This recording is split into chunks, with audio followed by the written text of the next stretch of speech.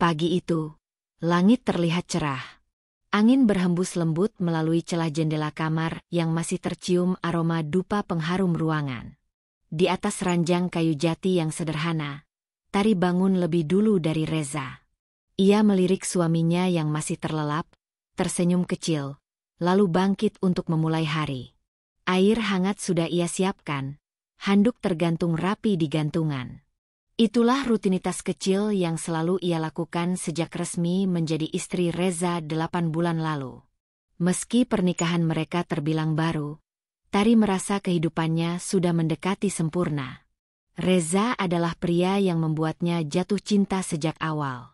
Sopan, pekerja keras, penuh perhatian, dan selalu punya cara membuat Tari merasa aman. Bahkan ketika ibunya, Bu Mariana, bersikap dingin di awal pertemuan, Reza tetap membela Tari tanpa ragu. Ia pernah berkata, "Aku pilih kamu, bukan ibuku. Tapi aku juga nggak mau kehilangan keduanya. Kita pasti bisa hidup rukun." Kalimat itu melekat dalam ingatan Tari. Ia percaya, cinta dan niat baik pasti bisa melunakkan hati siapapun, bahkan Bu Mariana yang terkenal tegas dan keras kepala. Tari mengenal Reza saat bekerja sebagai desainer lepas untuk sebuah butik tempat Reza menjadi klien. Hubungan mereka berawal dari pertemanan biasa, lalu tumbuh menjadi cinta yang tulus. Meski latar belakang mereka berbeda, Reza anak dari keluarga berada, sementara Tari dibesarkan oleh ibu tunggal penjual kue keliling. Reza tak pernah memandang rendah Tari. Justru kesederhanaan dan kelembutan Tari membuat Reza semakin yakin untuk meminangnya. Pernikahan mereka dilangsungkan secara sederhana namun hikmat. Tari tidak menuntut pesta mewah atau mahar besar. Ia hanya ingin memulai kehidupan bersama Reza dengan penuh cinta dan ketulusan. Setelah menikah, Reza meminta Tari tinggal bersamanya di rumah keluarga, agar lebih mudah menjaganya. Apalagi sang ayah sudah meninggal dan Bu Mariana tinggal sendiri di rumah besar mereka. Awalnya, Tari ragu. Ia takut tidak bisa memenuhi ekspektasi mertuanya. Tapi Reza meyakinkannya, "Mama akan sayang sama kamu. Dia cuma butuh waktu." Hari-hari awal pernikahan benar-benar terasa indah. Reza selalu membawakan bunga sepulang kerja, mengajak Tari jalan-jalan di akhir pekan, dan tidak pernah lupa mencium keningnya sebelum tidur. Bahkan saat Bu Mariana hanya menyapa dingin dan memilih bicara seperlunya, Reza tak membiarkan Tari merasa kecil hati. "Mama memang gitu, kok. Jangan diambil hati, ya?" katanya sambil mengusap kepala Tari. Tari mengangguk. Ia bisa mengerti. Menjadi istri Reza berarti juga menjadi bagian dari keluarganya. Dan itu termasuk menerima kehadiran Bu Mariana. Sebagai menantu, Tari berusaha keras menyesuaikan diri. Ia belajar memasak menu kesukaan Bu Mariana, membersihkan rumah sesuai standar yang ditetapkan, dan selalu berinisiatif membantu tanpa diminta. Setiap pagi, Tari menyiapkan teh melati hangat seperti yang biasa diminum mertuanya, memastikan semuanya rapi sebelum Bu Mariana turun dari kamar. Meskipun sang mertua hanya membalas dengan anggukan singkat atau komentar pendek, Tari tetap sabar. Ia percaya, segala kebaikan akan menemukan jalannya sendiri.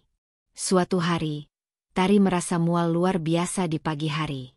Ia mengira masuk angin, tapi setelah 2 hari tak kunjung membaik, Reza menyarankan untuk tes kehamilan. Hasilnya positif. Tari hamil. Saat itu, dunia seakan berhenti sejenak. Tari memandangi test pack dengan tangan gemetar, lalu menatap Reza yang langsung memeluknya erat. Tangis bahagia tumpah tanpa bisa ditahan. Mereka tertawa, menangis, dan saling berpelukan di tengah ruang tamu yang menjadi saksi awal kebahagiaan baru mereka. Reza begitu antusias. Ia langsung menelepon dokter kandungan, membuat jadwal pemeriksaan, bahkan mulai merencanakan kamar bayi. "Kita bakal jadi orang tua, sayang," katanya berkali-kali, masih dengan binar bahagia di matanya. Tari pun merasakan kebahagiaan yang belum pernah ia rasakan sebelumnya. Ia menyentuh perutnya yang masih rata dengan penuh kasih, membayangkan kehidupan baru yang akan ia jaga sekuat tenaga. Ketika mereka menyampaikan kabar itu kepada Bu Mariana, ekspresi sang mertua tidak seantusias yang Tari harapkan. "Oh, ya sudah. Jaga kesehatan," katanya datar. Tidak ada pelukan, tidak ada ucapan selamat. Tari sempat kecewa, tapi kembali menenangkan diri. Mungkin Bu Mariana hanya kaget, atau mungkin memang butuh waktu untuk bisa menunjukkan rasa senangnya.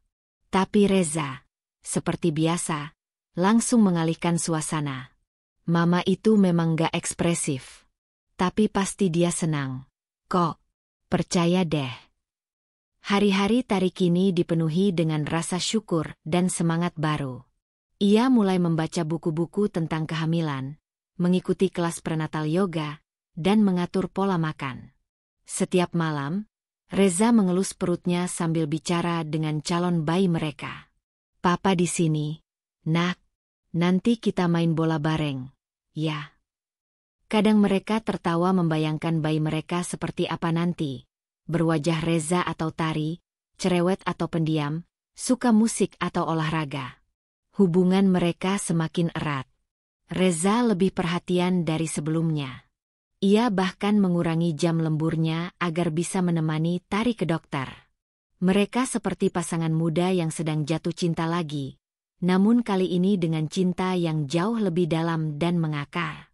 Meski Bu Mariana tetap tidak menunjukkan perubahan sikap yang berarti, Tari merasa semua itu tak lagi terlalu penting. Selama Reza di sisinya, selama calon buah hati mereka tumbuh sehat, ia bisa menghadapi apapun. Di sela-sela sore yang sunyi, Tari duduk di taman kecil belakang rumah. Ia menulis di jurnal kehamilannya, hal-hal kecil yang ia rasakan setiap hari. Detak jantung bayi, rasa ngidam yang aneh, gerakan kecil yang mulai terasa. Di halaman pertama jurnal itu, ia menulis, "Untuk anakku tercinta. Mama tidak punya apa-apa selain cinta yang tulus. Mama mungkin belum tahu caranya menjadi ibu yang sempurna, tapi Mama janji akan selalu ada untukmu, apapun yang terjadi." Hari demi hari berlalu. Usia kehamilan Tari kini memasuki bulan keempat. Ia mulai merasakan perubahan pada tubuhnya, mudah lelah, cepat lapar, dan emosinya naik turun. Tapi Reza selalu sabar dan penuh pengertian. Bahkan ketika Tari menangis hanya karena tidak menemukan rasa es krim yang diinginkannya, Reza tetap memeluk dan menghiburnya. Malam itu, sebelum tidur, Reza memeluk Tari dan berkata dengan suara pelan, "Terima kasih sudah hadir dalam hidupku. Aku nggak tahu apa jadinya aku tanpa kamu." Tari tak menjawab, hanya membenamkan wajahnya di dada Reza. Ia ingin waktu berhenti di detik itu juga. Dalam pelukan lelaki yang ia cintai, dengan anak yang tumbuh dalam rahimnya, dan harapan akan masa depan yang indah. Tari tidak tahu bahwa kebahagiaan itu hanyalah permulaan dari badai besar yang akan datang. Ia tidak tahu bahwa cinta yang ia yakini bisa melindungi segalanya, pada akhirnya tak cukup untuk mencegah hati manusia berubah. Tapi malam itu, dalam sunyi dan gelap kamar mereka, Tari hanya tahu satu hal, ia bahagia. Dan bagi seorang perempuan sederhana seperti dirinya, itu sudah lebih dari cukup.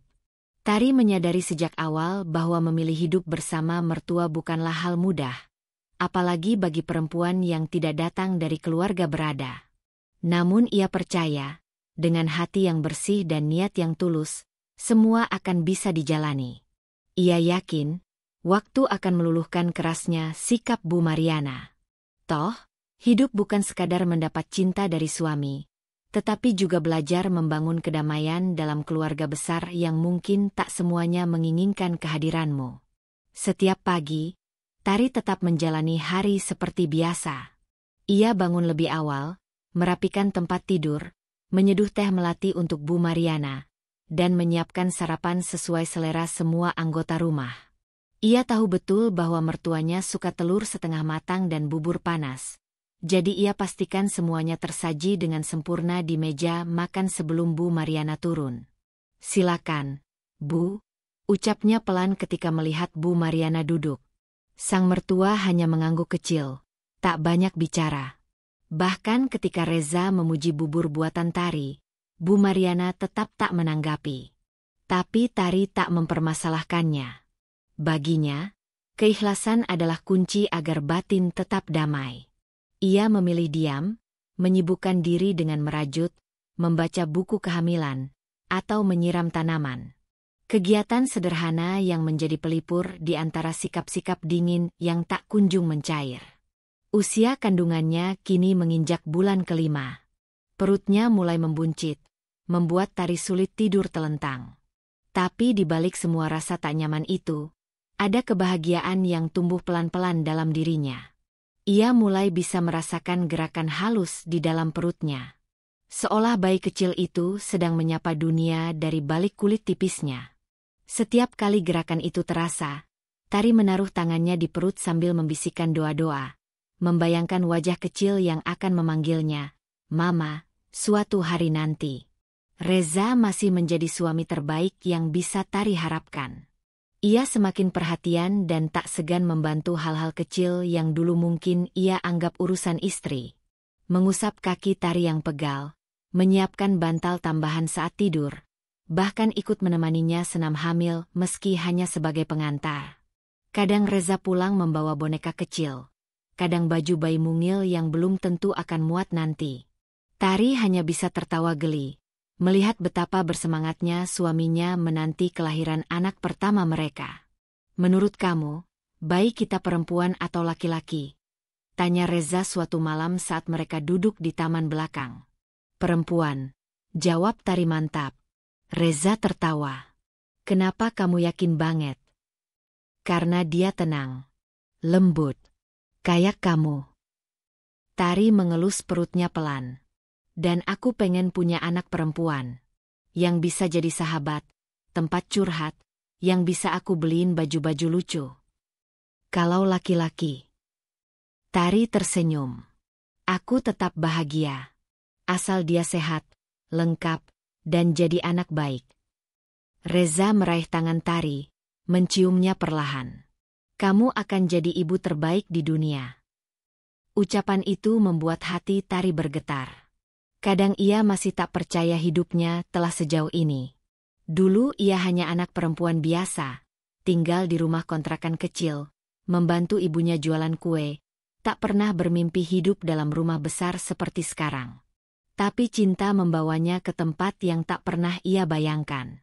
Cinta, dan keberanian untuk menerima apa adanya tanpa mengubah dirinya sendiri. Namun di balik semua kebahagiaan itu, Tari mulai menyadari satu hal. Hubungan antara dirinya dan Bu Mariana tidak membaik. Justru makin hari, sikap mertuanya makin terasa menjauh. Tidak ada teguran, tidak juga pujian. Tari seperti bayangan yang sekadar lewat di mata Bu Mariana. Bahkan ketika Tari dengan susah payah membuat makanan favorit mertuanya saat ulang tahun, ia hanya mendapat ucapan, "Jangan terlalu asin lain kali." Tari mencoba berdamai. Ia tahu, menjadi menantu bukan perkara mudah, apalagi bagi seorang janda kaya seperti Bu Mariana yang hidupnya nyaris sempurna sebelum ia hadir. Tapi kadang-kadang, ia tak bisa membohongi dirinya sendiri. Ada luka kecil yang mulai tumbuh. Luka yang tidak berdarah, namun terasa perih saat disentuh. Ia menyimpannya dalam diam, tak pernah dibagi pada Reza. Ia tak ingin suaminya terjebak di antara dua wanita paling penting dalam hidupnya. Hingga suatu siang, saat Tari sedang membersihkan kamar tengah, ia mendengar percakapan dari balik pintu ruang keluarga. Suara itu suara Bu Mariana, dan satu suara wanita lain yang tidak terlalu ia kenali. "Aku nggak habis pikir, Reza bisa sampai nikah sama perempuan biasa kayak dia. Mau-maunya." "Iya, Bu. Setahu saya juga, Tari itu dulu kerja serabutan. Latar belakangnya kurang jelas. Makanya, nggak cocok masuk keluarga ini." Tapi dasar Reza keras kepala. Tari berhenti bergerak. Jemarinya menggenggam lep basah dengan gemetar. Jantungnya berdegup kencang. Nafasnya tercekat. Ia tahu, kata-kata itu ditujukan padanya. Dan itu keluar dari mulut mertuanya sendiri. Ia tidak menangis saat itu. Tidak juga marah. Ia hanya berdiri diam, membiarkan kata-kata itu mengendap seperti racun yang perlahan merambat ke dalam darah. Ia kembali ke kamarnya, menaruh kain pembersih, lalu duduk di atas ranjang. Perutnya bergerak pelan, dan Tari mengusapnya dengan lembut. "Nggak apa-apa, Nak. Mama baik-baik saja," bisiknya. Malamnya, ia tidak menceritakan apapun pada Reza. Hanya tersenyum ketika ditanya mengapa terlihat lelah. Ia tidak ingin membuat Reza berada di posisi sulit. Tari masih percaya, semua ini hanya masalah waktu. Ia hanya perlu terus bersabar, terus berbuat baik, dan suatu hari nanti Bu Mariana akan membuka hati. Lagi pula, hidup tak selalu bisa dipaksa berjalan sesuai harapan. Beberapa hari kemudian, saat Reza pulang kerja, Tari membawakannya segelas jus jeruk segar. Reza terlihat penat. Ia baru saja mendapat tekanan dari kantor karena proyek besar yang ia pegang mengalami kendala. Tari duduk di sampingnya, menyandarkan kepala di pundaknya. "Aku pengen kita jalan-jalan akhir pekan nanti," kata Tari pelan. "Ke puncak. Sekalian cari udara segar. Baik, kita juga butuh liburan." Reza tertawa pelan, meski lelah masih tergambar jelas di wajahnya. "Kamu yang hamil, kamu yang butuh liburan." "Berarti kita berdua," jawab Tari sambil tersenyum. Itulah caranya menjaga rumah tangga. Dengan cinta-cinta kecil yang tak terlihat, dengan perhatian yang tak selalu dibalas. Tapi Tari tidak pernah menuntut. Ia mencintai Reza bukan untuk dibalas, tapi untuk memberi tanpa batas. Namun jauh di lubuk hatinya, ada sesuatu yang mulai bergeser. Sesuatu yang kecil, nyaris tak kasat mata.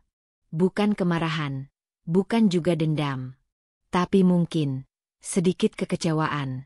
Bukan pada Reza, bukan juga pada dirinya. Tapi pada kenyataan bahwa cinta saja kadang tidak cukup untuk membuat semua orang menerima kehadiranmu. Ia menatap langit malam dari balik jendela kamar, mengelus perutnya perlahan. "Kita harus kuat, Nak. Karena hidup ini nggak selalu adil. Tapi kamu selalu punya pilihan untuk jadi baik. Atau jadi kuat." Dan malam pun berlalu, membawa mimpi-mimpi tentang keluarga bahagia, tentang suara tawa kecil di pagi hari, dan tentang perempuan sederhana yang masih percaya bahwa cinta sejati bisa menaklukkan segalanya. Meski perlahan, meski harus terluka. Musim hujan datang lebih cepat tahun ini. Rintik air kerap menemani pagi-pagi Tari, saat ia duduk di balkon rumah sambil menyeruput susu hangat. Perutnya kini sudah menonjol dengan jelas. Usia kandungannya masuk 6 bulan. Gerakan bayinya makin aktif, dan setiap kali itu terjadi, Tari merasa seperti diingatkan kembali bahwa ia tidak sendiri. Ada kehidupan lain di dalam dirinya, menunggu untuk lahir ke dunia yang belum tentu ramah, tapi penuh harapan jika diperjuangkan dengan cinta. Reza masih menjadi suami yang cukup perhatian, meski ia mulai jarang di rumah karena proyek kerja yang katanya kian menumpuk. Tari mengerti. Ia tak pernah suka menuntut. Sore itu, saat Reza pulang, ia langsung masuk kamar tanpa banyak bicara. Wajahnya lelah, matanya sayu. Tari hendak memijat bahunya, tapi Reza mengelak. "Aku capek, Tar. Pengen tidur aja." Itu pertama kalinya Reza menolak sentuhannya sejak mereka menikah. Tari hanya diam, menatap punggung suaminya yang berbalik dan tertidur tanpa mencium keningnya seperti biasa. Mungkin hanya hari buruk, pikir Tari. Tapi jauh di lubuk hatinya, ada rasa asing yang mulai tumbuh. Rasa khawatir akan perubahan kecil yang perlahan namun nyata. Hubungan Tari dan Bu Mariana pun semakin terasa menjauh. Bukan karena pertengkaran, tetapi karena sikap dingin yang makin membeku. Mertuanya kini jarang berbicara. Bahkan jika Tari menyapa dengan senyum dan membawakan teh, Bu Mariana hanya menjawab seadanya. Tatapan matanya selalu tajam, penuh penilaian yang menyakitkan walau tak pernah diucapkan dengan kata. Hari itu, Tari iseng menata rak buku di ruang tamu. Ia menemukan album keluarga yang tergeletak di pojok meja. Isinya foto-foto Reza kecil bersama mendiang ayahnya dan Bu Mariana. Ada satu foto keluarga besar saat acara ulang tahun Reza ke-17. Tari membolak-balik halaman itu sambil tersenyum, membayangkan anak mereka suatu hari nanti juga akan punya album kenangan seperti ini. Tapi senyumnya lenyap ketika Bu Mariana tiba-tiba muncul di belakangnya. "Kau sentuh album itu tanpa izin?" tanya Bu Mariana dingin. Tari langsung berdiri. "Maaf, Bu. Saya hanya lihat-lihat. Album ini tergeletak di rak terbuka, jadi saya kira." Rak terbuka bukan berarti semua orang berhak menyentuhnya. Tari terdiam, menunduk dalam. Ia menyesal menyentuh benda yang seharusnya tidak ia jamah, meski hanya sekadar melihat. Ia tahu, Bu Mariana bukan tipe orang yang menyukai keakraban mendadak, dan jelas ia belum berhasil menjadi bagian keluarga dalam pandangan wanita itu. "Maaf, Bu. Saya tidak bermaksud lancang," ucapnya lirih. Bu Mariana tidak menjawab. Ia hanya mengambil album itu dari tangan Tari dan membawanya pergi. Tidak ada kata makian, tapi sikapnya jelas-jelas menyatakan, "Kau tak diinginkan di sini." Tari menarik napas dalam-dalam, lalu duduk kembali di sofa, menatap perutnya yang bergerak pelan. "Lihat, Nak. Bahkan Mama harus minta izin untuk sekadar menyentuh kenangan keluarga tempat kita tinggal sekarang." Sejak kejadian itu, Bu Mariana semakin menjaga jarak. Ia bahkan mulai menyuruh pembantu lama mereka, Mbak Yuli, untuk mengurus semua pekerjaan rumah yang selama ini Tari lakukan dengan ikhlas.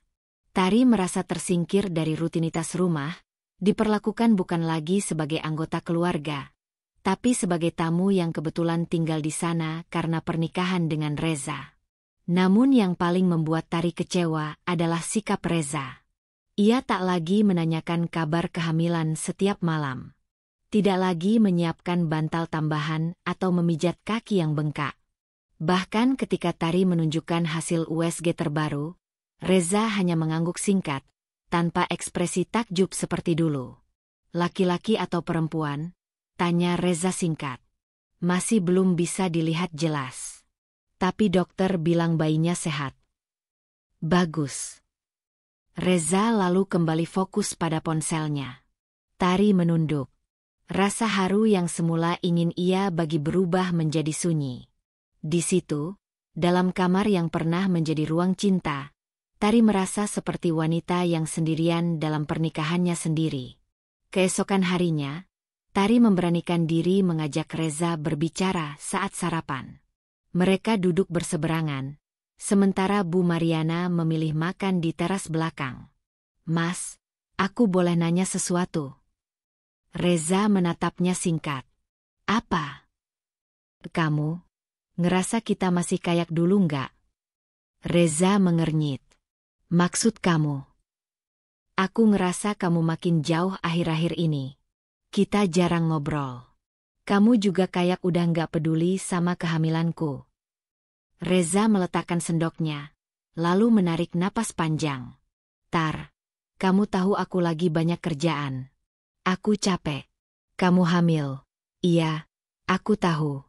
Tapi tolong jangan terlalu drama." Kalimat itu seperti tamparan. Tari terdiam. Ia tak mengira perasaannya akan dianggap drama. Ia hanya ingin memastikan suaminya masih ada, masih peduli, masih menganggap kehamilan ini penting. Tapi mungkin, harapannya terlalu tinggi. Hari-hari berikutnya, Tari lebih banyak diam. Ia memilih menulis di jurnalnya setiap malam, menumpahkan semua yang tak bisa ia ucapkan. Tentang rasa sepi yang semakin menggigit, tentang cinta yang perlahan memudar, dan tentang rumah yang semakin terasa seperti rumah orang lain. Suatu malam, ia mendengar Reza berbicara di telepon. Suaranya pelan, tapi jelas bukan suara pria yang berbicara dengan rekan kerja. Ada tawa ringan, Ada nada manja. Tari berdiri di balik pintu, menahan napas. Ia tak bisa mendengar jelas siapa yang ada di seberang. Tapi ia tahu, itu bukan ibunya, bukan juga teman kantor. Setelah itu, Reza masuk kamar seperti biasa. Tapi kali ini, Tari tidak ingin bertanya. Ia terlalu lelah untuk mendengar alasan. Ia memilih memejamkan mata, berpura-pura tidur. Dan ketika Reza menyentuh pundaknya, ia menahan diri untuk tidak menangis. Besok paginya, Tari duduk di depan meja makan, menatap semangkuk bubur hangat yang ia buat sendiri. Bu Mariana lewat, melirik bubur itu lalu berkata, "Tolong lain kali jangan buatkan untuk saya. Saya lebih suka bubur buatan Mbak Yuli." Tari hanya menunduk. Tak ada jawaban, tak ada amarah. Tapi di dalam hatinya, perlahan sesuatu mulai mengeras. Bukan kebencian, bukan pula dendam. Tapi semacam kesadaran.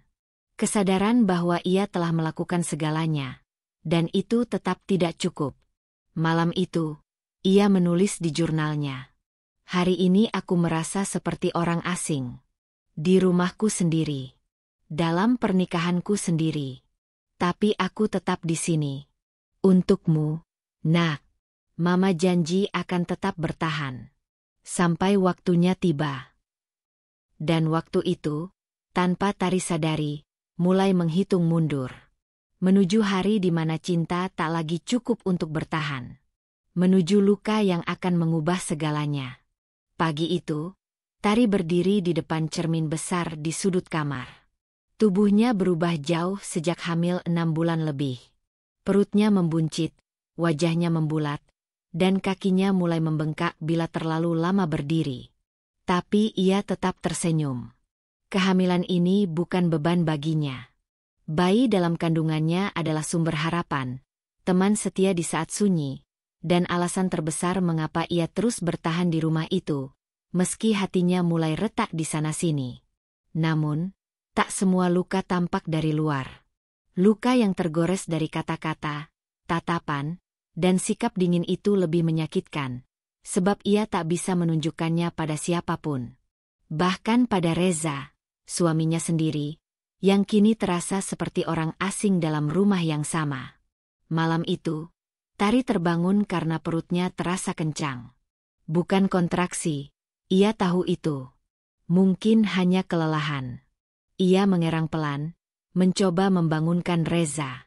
Tapi pria itu hanya bergumam singkat, lalu membalikkan badan. Tak ada pelukan. Tak ada kata, "Kamu nggak apa-apa." Tari duduk sendiri di tepi ranjang, memegang perutnya sambil mengatur napas. Ia tak ingin membangunkan siapapun lagi. Ini urusannya sendiri. Seperti biasa.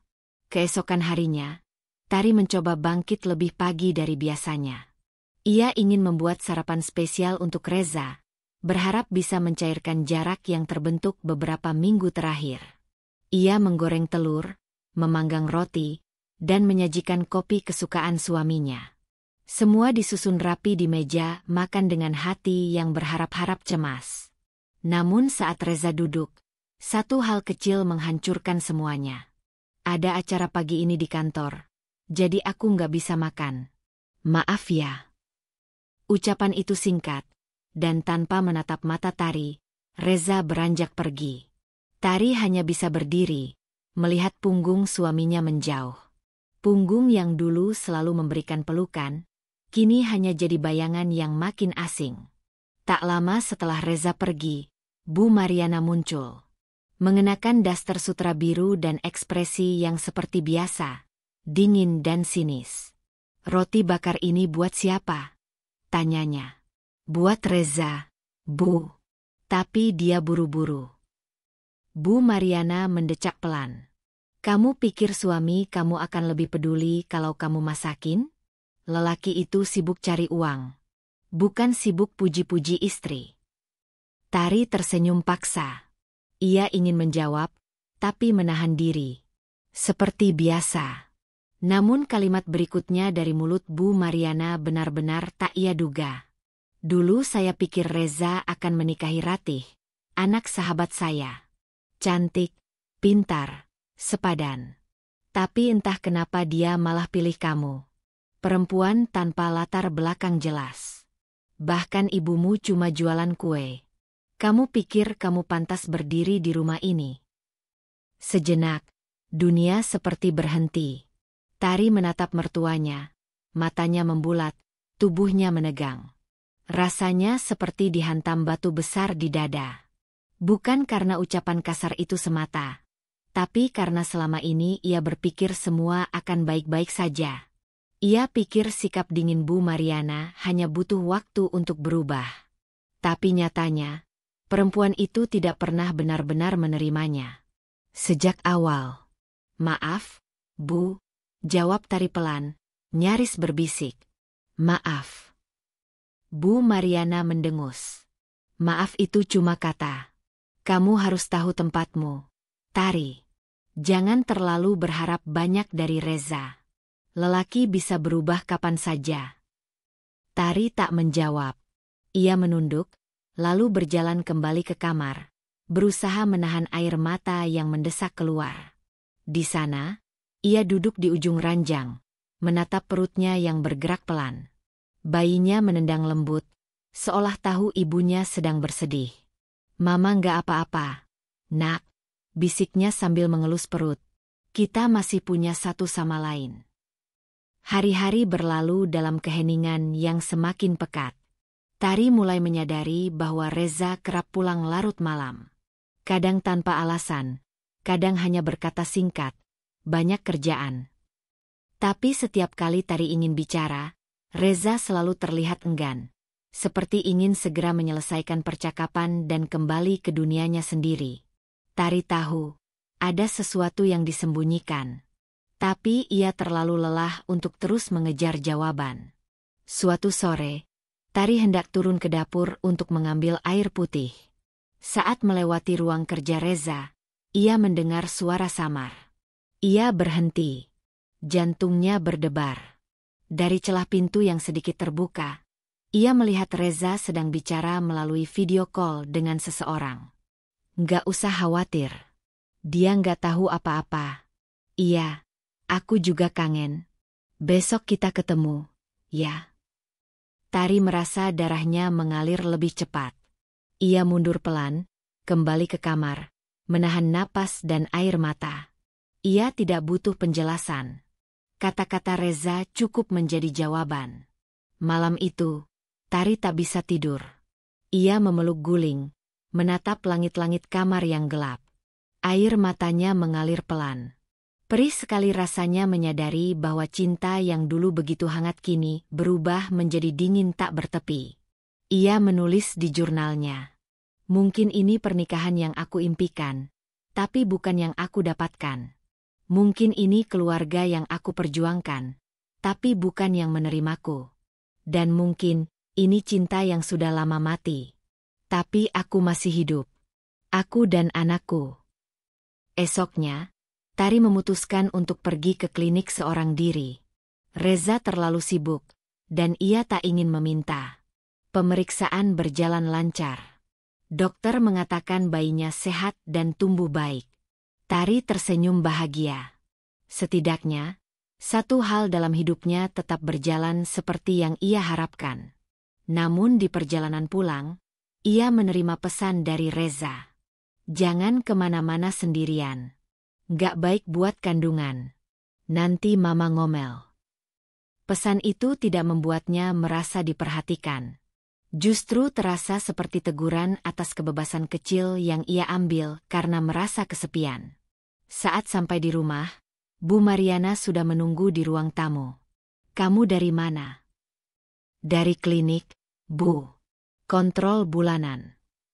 "Kenapa nggak bilang? Kamu pikir kamu siapa bisa pergi sesuka hati?" "Saya nggak ingin merepotkan siapa-siapa. Kalau kamu kenapa-kenapa di jalan, siapa yang tanggung jawab? Reza? Dia sudah cukup pusing urus kerjaan.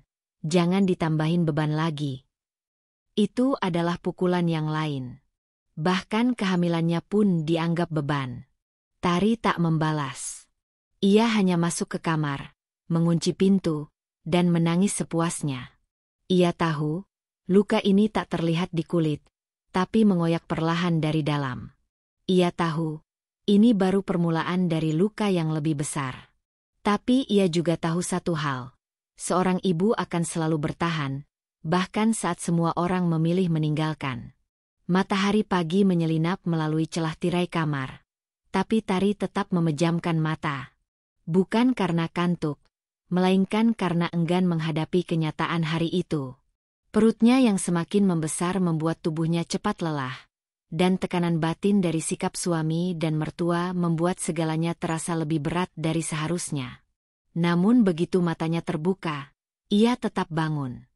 Ia sadar, kini ia hidup bukan hanya untuk dirinya sendiri. Tari menyiapkan sarapan seperti biasa. Ia menurunkan piring-piring dari rak, mengaduk telur di mangkuk, menggorengnya sambil menahan mual yang kadang masih datang walau sudah masuk trimester ketiga. Tangannya gemetar sesekali, tapi ia terus bertahan.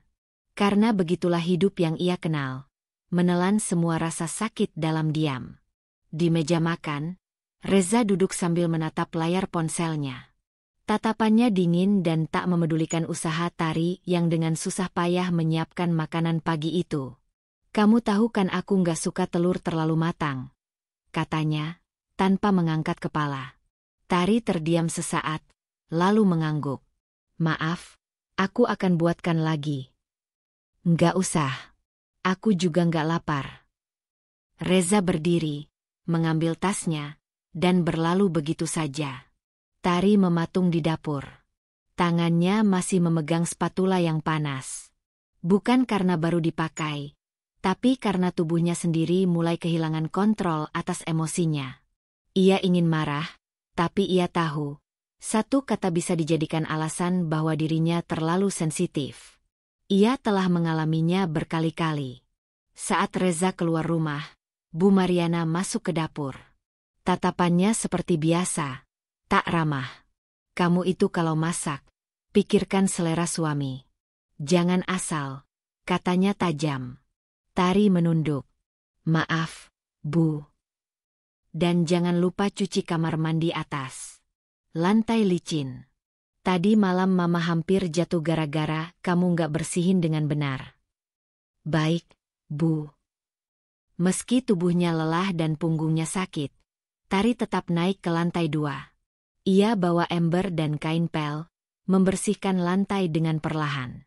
Setiap gerakan membuat pinggangnya nyeri, namun ia terus melakukannya, karena ia tahu jika ia menolak, maka ia akan dianggap malas.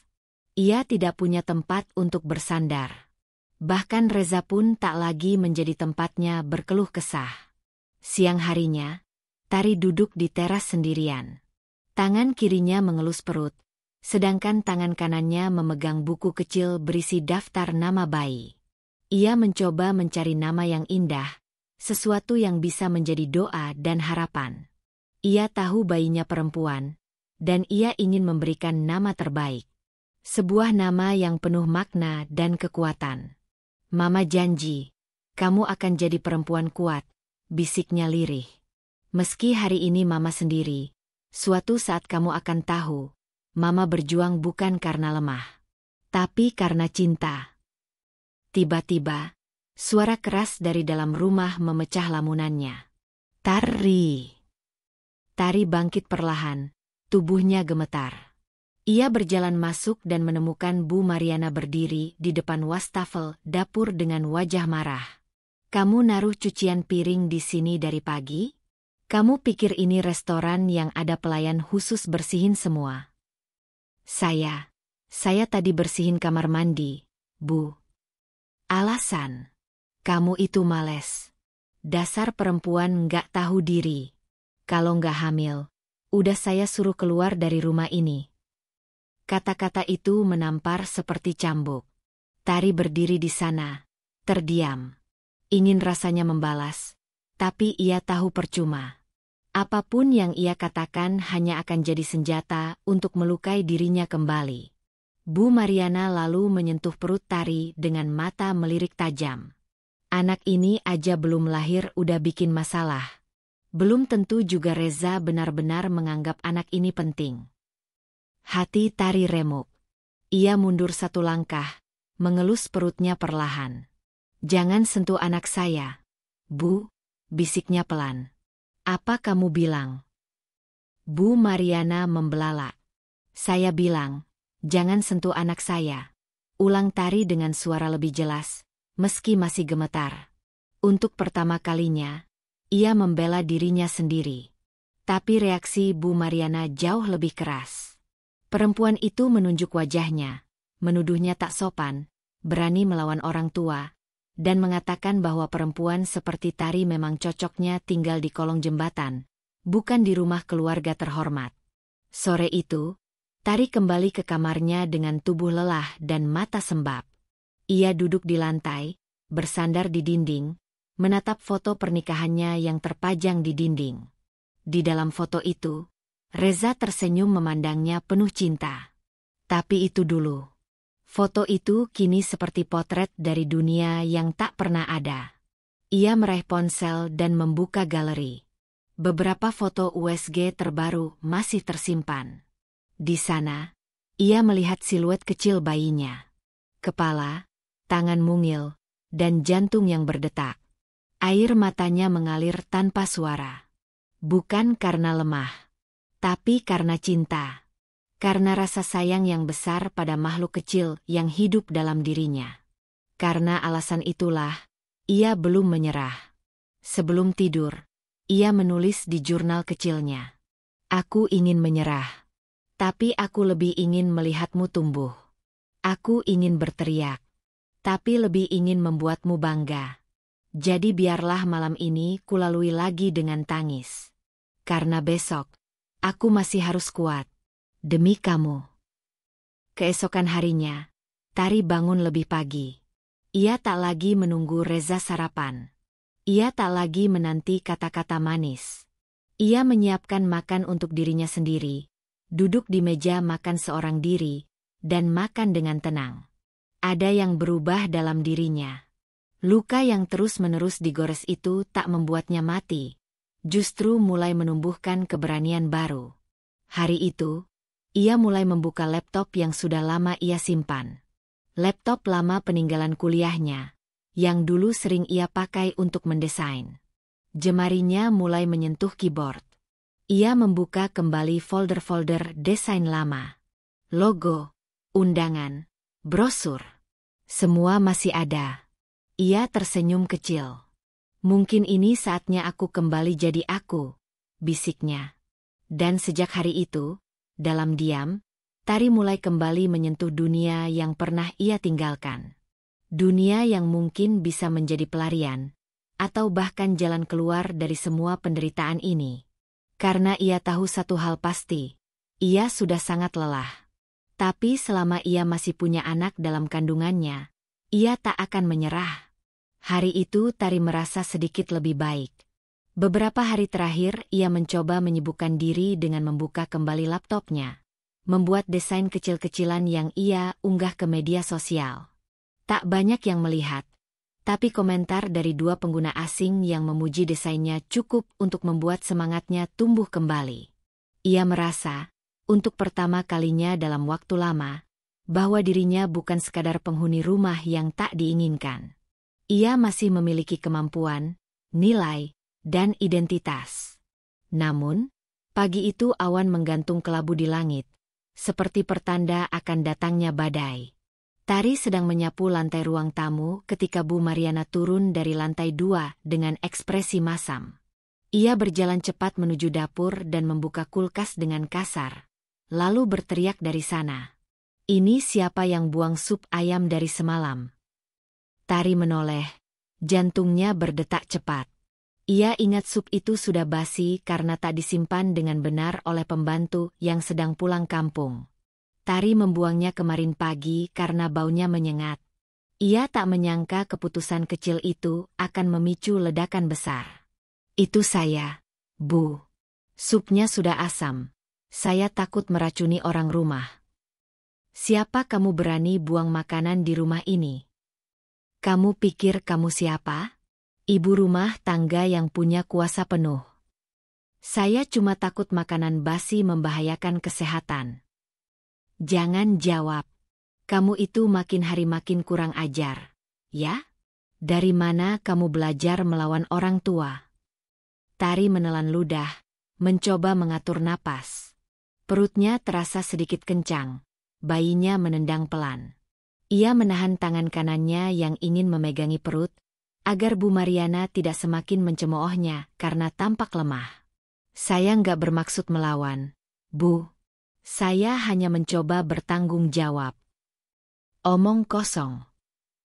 Tiba-tiba Bu Mariana berjalan mendekat dengan cepat, menunjuk-nunjuk wajah Tari. Nafasnya kasar. Matanya membelalak seperti tak lagi bisa mengontrol emosi. Tari mundur perlahan. Jantungnya berdetak makin cepat. Ia merasa tidak aman, tetapi juga tidak ingin terjadi hal buruk. Namun langkah Bu Mariana tidak berhenti. Apa kamu pikir dengan hamil kamu jadi lebih penting di rumah ini? Hah? Bentaknya sambil mendorong tubuh Tari yang sedang berdiri di depan tangga. Tari tidak sempat menahan diri. Kakinya menginjak tepi karpet yang terlipat, lalu terpeleset ke belakang. Tubuhnya limbung. Dan dalam sekejap yang terasa lambat, ia merasa seolah dunia berhenti. Perutnya menghantam lantai terlebih dahulu. Suara tubuhnya jatuh bergema keras. Rasa sakit menyalak dari bawah perutnya, menjalar hingga ke dada dan kepalanya. Ia menjerit lirih. Napasnya tercekat. "Ah. Ya Tuhan." Bu Mariana menjerit panik. "Tari." Namun semua suara terasa jauh. Pandangan Tari mulai kabur. Ia merasakan basah hangat di antara pahanya. Darah. Banyak darah. "Anak saya. Tolong. Anak saya." Jeritannya lirih, nyaris tak terdengar. Panik, Bu Mariana menelepon Reza. Tangannya gemetar, tak tahu harus berkata apa. Reza datang tergesa. Wajahnya pucat saat melihat Tari sudah tergeletak di lantai, dikelilingi noda merah yang menyebar di keramik. Tari masih sadar saat dibawa masuk ke mobil. Sakitnya luar biasa, tapi lebih sakit lagi rasa takut kehilangan bayinya. Sepanjang jalan ke rumah sakit, ia menggenggam tangan Reza dengan sisa tenaga. "Selamatkan anakku. Tolong," bisiknya. Reza terdiam. Untuk pertama kalinya, ia tak bisa berkata apa-apa.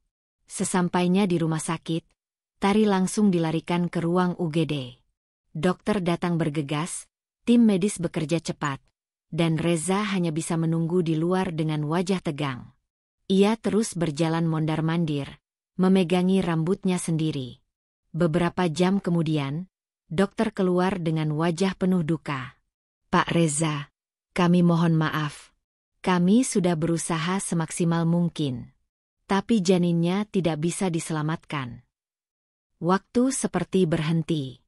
Reza menatap dokter itu seolah tak mengerti bahasa yang diucapkan. Kata-kata itu melayang di udara dan menghantam dada dengan keras. Ia terduduk, memegangi wajahnya, dan akhirnya menangis. Tapi itu tak ada artinya lagi.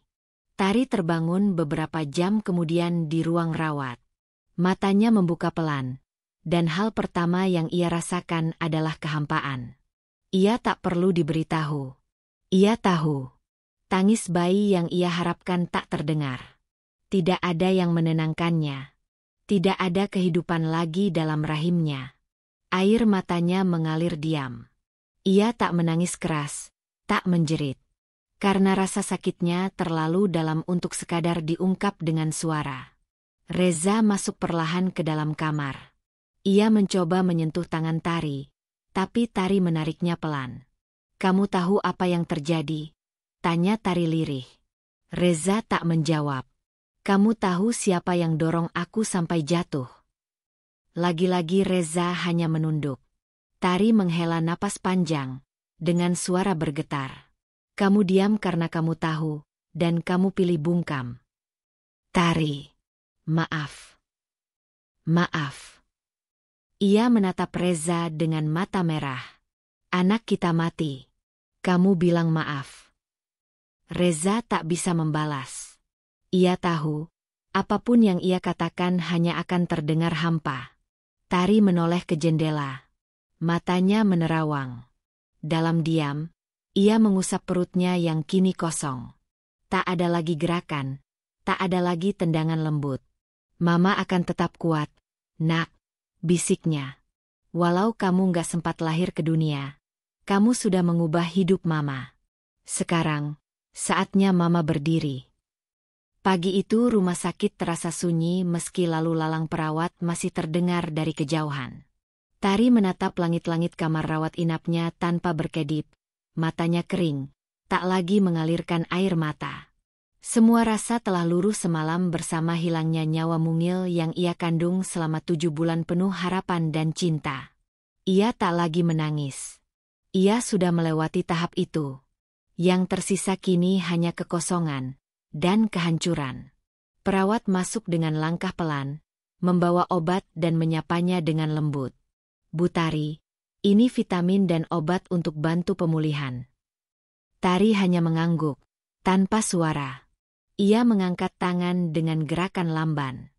Perawat itu memandangnya penuh iba. Wanita muda yang tampak begitu lemah di ranjang itu bukan hanya kehilangan bayi, tapi juga kehilangan bagian dari dirinya sendiri. Setelah perawat pergi, Reza masuk ke ruangan dengan membawa bubur hangat. Wajahnya lelah, matanya sembab. Ia duduk di sisi ranjang, mencoba menyuapi Tari. Tapi Tari memalingkan wajahnya. Kamu harus makan, Tari. Aku belum bisa, Reza. Jangan paksa aku untuk bersikap seolah tidak terjadi apa-apa.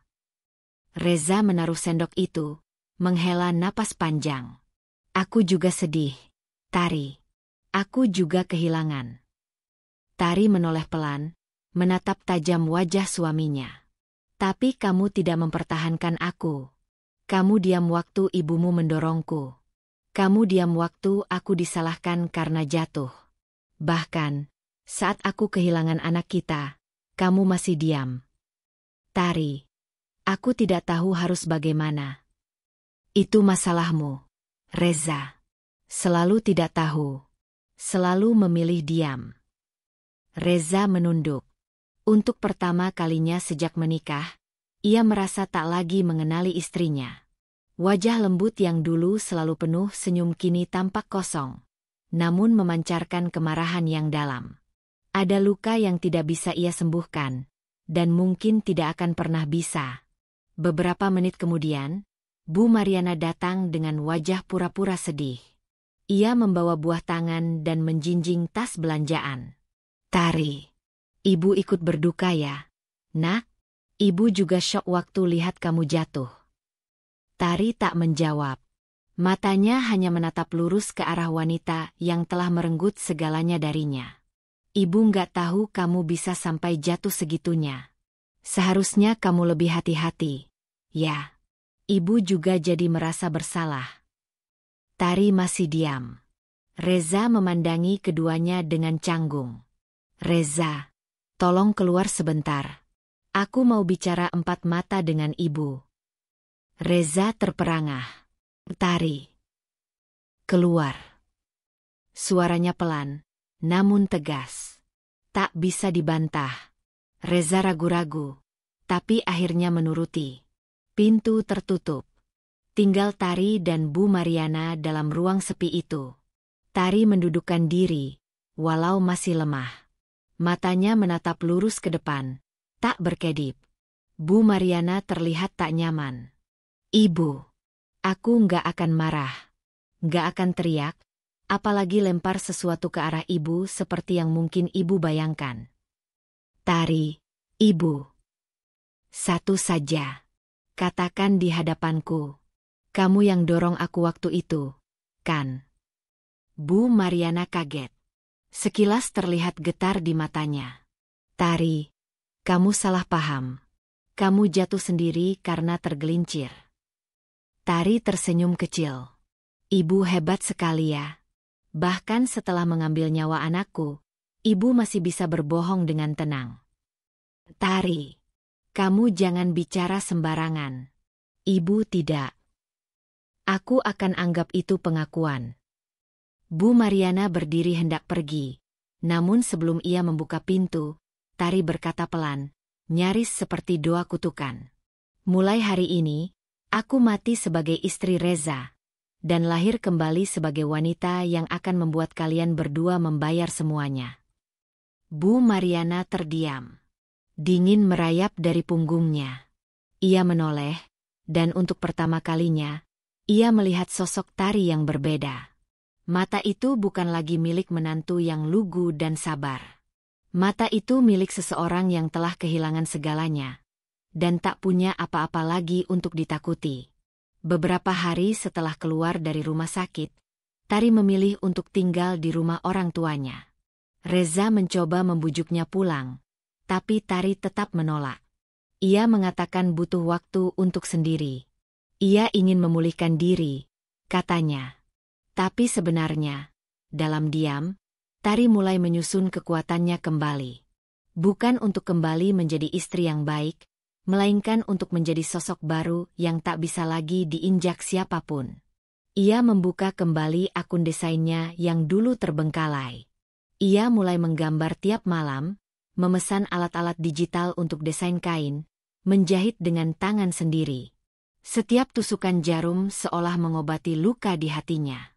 Ia membuat satu desain khusus. Sebuah gaun hamil berwarna hitam pekat, dengan bordir merah menyerupai tetesan darah di bagian perut. Gaun itu ia beri nama, Keheningan Rahim. Ia unggah di media sosial. Tak disangka, banyak yang tersentuh dan merasa relate. Pesan-pesan dari para perempuan yang pernah keguguran membanjiri kolom komentar. Tari mulai membalas satu persatu, meresapi setiap cerita. Tanpa disadari, komunitas kecil terbentuk. Para wanita yang pernah kehilangan, yang pernah disakiti, mulai berkumpul di ruang-ruang virtual yang ia bangun. Dari situlah kekuatan Tari kembali hidup. Ia sadar, ia tidak sendiri. Dan ia bisa menjadi suara bagi mereka yang selama ini diam. Beberapa minggu kemudian, Reza datang lagi dengan wajah bingung dan raut tak sabar. Tari, sampai kapan kamu mau terus seperti ini? Kita ini suami istri. Mau sampai kapan kamu tinggal di rumah orang tuamu? Tari menatapnya. Kali ini ia tidak lemah. Ia bahkan berdiri dengan tegak dan percaya diri. Aku tinggal di sini karena aku ingin. Karena rumahmu bukan lagi tempat yang aman untukku. Jadi maksud kamu? Maksudku, Reza. Aku nggak mau lagi pulang ke tempat yang membunuh anakku. Reza terdiam. Kalimat itu menghantamnya seperti palu godam. Kamu sadar nggak, Reza? Kamu lebih peduli perasaan ibumu daripada kehilangan anakmu sendiri. Kamu bahkan percaya dia, bukan aku. Kamu pikir aku jatuh karena ceroboh? Kamu tahu kebenarannya, tapi memilih jadi pengecut. Reza mulai geram. Kamu mau nyalahin aku sepenuhnya sekarang. Aku juga kehilangan anak kita, Tari. Tari mendekat, menatap wajah suaminya yang dulu begitu ia cintai. Tapi kamu nggak kehilangan istrimu, bukan? Karena kamu sendiri yang menyerah, yang memilih jadi pengecut. Dan aku sudah cukup disakiti. Reza ingin membantah, tapi lidahnya keluh. Tari melangkah mundur. Suara langkahnya tegas, dingin. Ia memandang suaminya untuk terakhir kali sebelum menutup pintu. Mulai hari ini, aku bukan lagi istri Reza. Dan ketika pintu tertutup, Tari tak menangis. Tak seperti malam-malam sebelumnya. Ia berdiri di belakang pintu, mengambil napas dalam-dalam, dan tersenyum kecil. Saat itulah ia tahu, ia telah dilahirkan kembali. Kematian adalah akhir bagi sebagian orang. Tapi bagi Tari, itu adalah awal dari sebuah kelahiran baru. Kematian bayinya bukan hanya merenggut nyawa dari rahimnya, tapi juga mencabut semua kelembutan, kesabaran, dan kesetiaan buta yang dulu ia simpan dalam-dalam. Yang tersisa kini hanyalah semangat untuk berdiri, melangkah, dan membuktikan bahwa perempuan seperti dirinya tidak diciptakan hanya untuk dicintai lalu disakiti. Tari memandangi desain baju-baju yang ia ciptakan sendiri, kini mulai memenuhi dinding kamar lamanya di rumah orang tua. Ia telah menamai koleksi itu dengan satu kata sederhana: bangkit. Gaun-gaun itu bukan hanya sekadar kain yang dijahit indah, tetapi teriakan bisu dari seorang perempuan yang telah dihancurkan oleh cinta dan keluarga yang tidak pernah benar-benar menerimanya. Setiap malam, Tari bekerja tanpa henti. Jahitan, pola, kombinasi warna, semua ia kerjakan sendiri. Tangannya kasar, matanya merah, tapi hatinya menyala. Ia tahu, inilah satu-satunya cara agar ia tidak kembali menjadi perempuan lemah yang hanya bisa menangis di balik pintu kamar.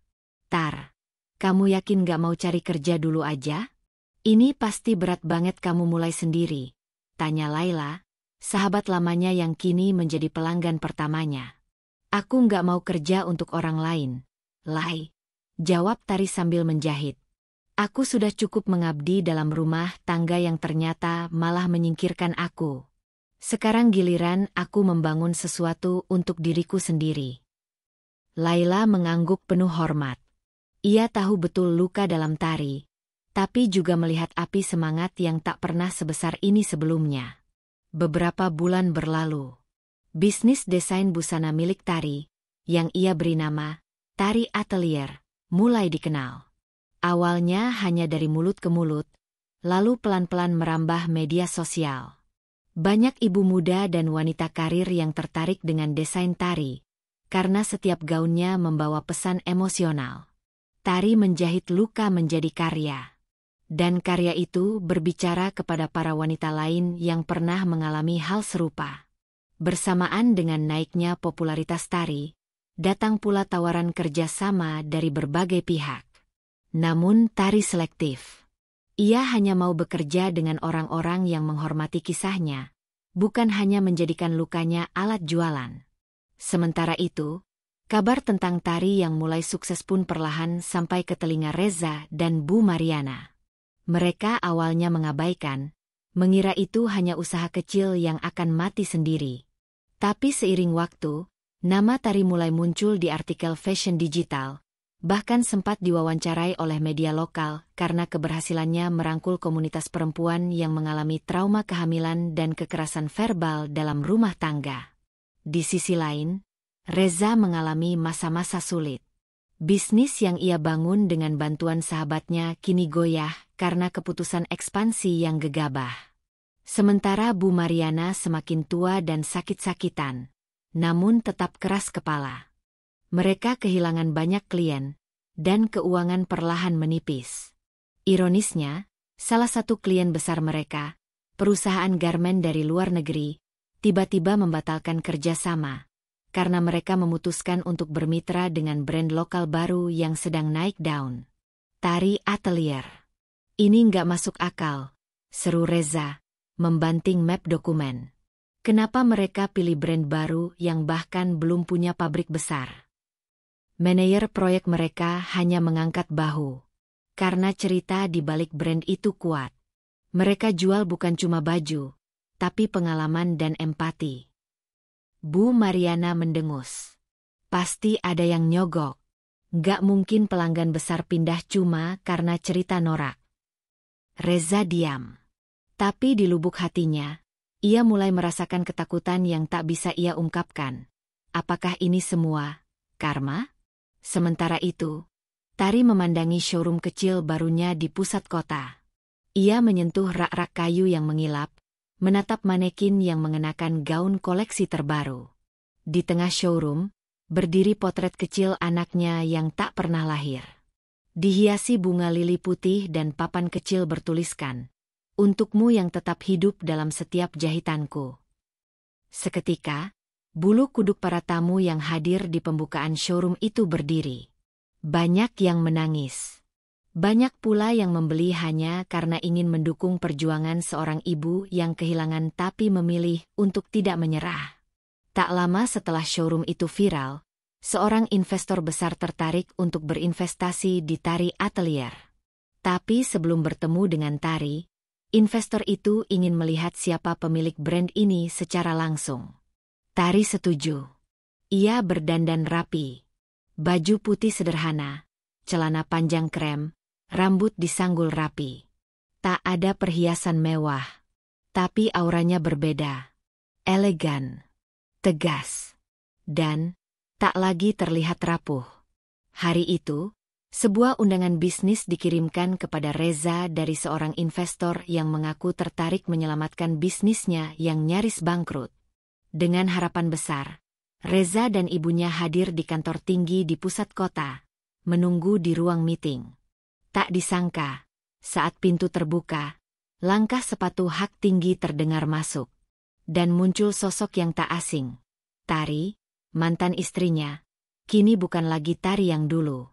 Ia tersenyum tipis, lalu duduk di kursi utama, dikelilingi tim eksekutif dan investor sungguhan. Reza membeku. Bu Mariana menelan ludah.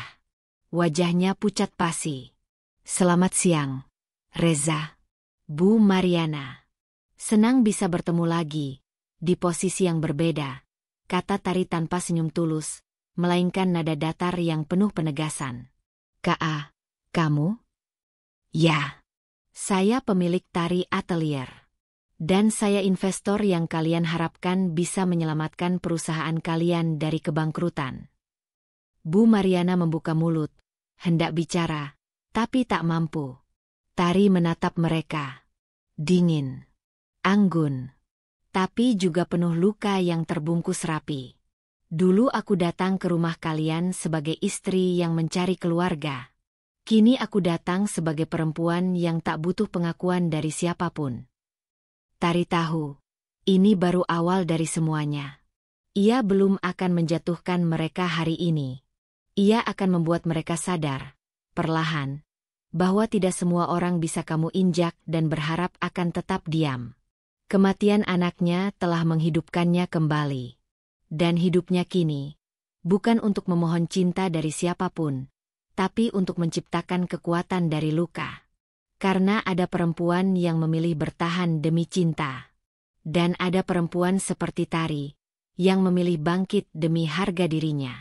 Langit sore itu tampak sendu ketika Tari berdiri di depan toko kecil yang baru saja ia sewa di pinggiran kota. Tempat itu jauh dari mewah, bahkan lebih menyerupai ruko lama yang nyaris ditinggalkan penghuninya. Namun di mata Tari, bangunan sederhana itu adalah istana awal bagi kebangkitannya.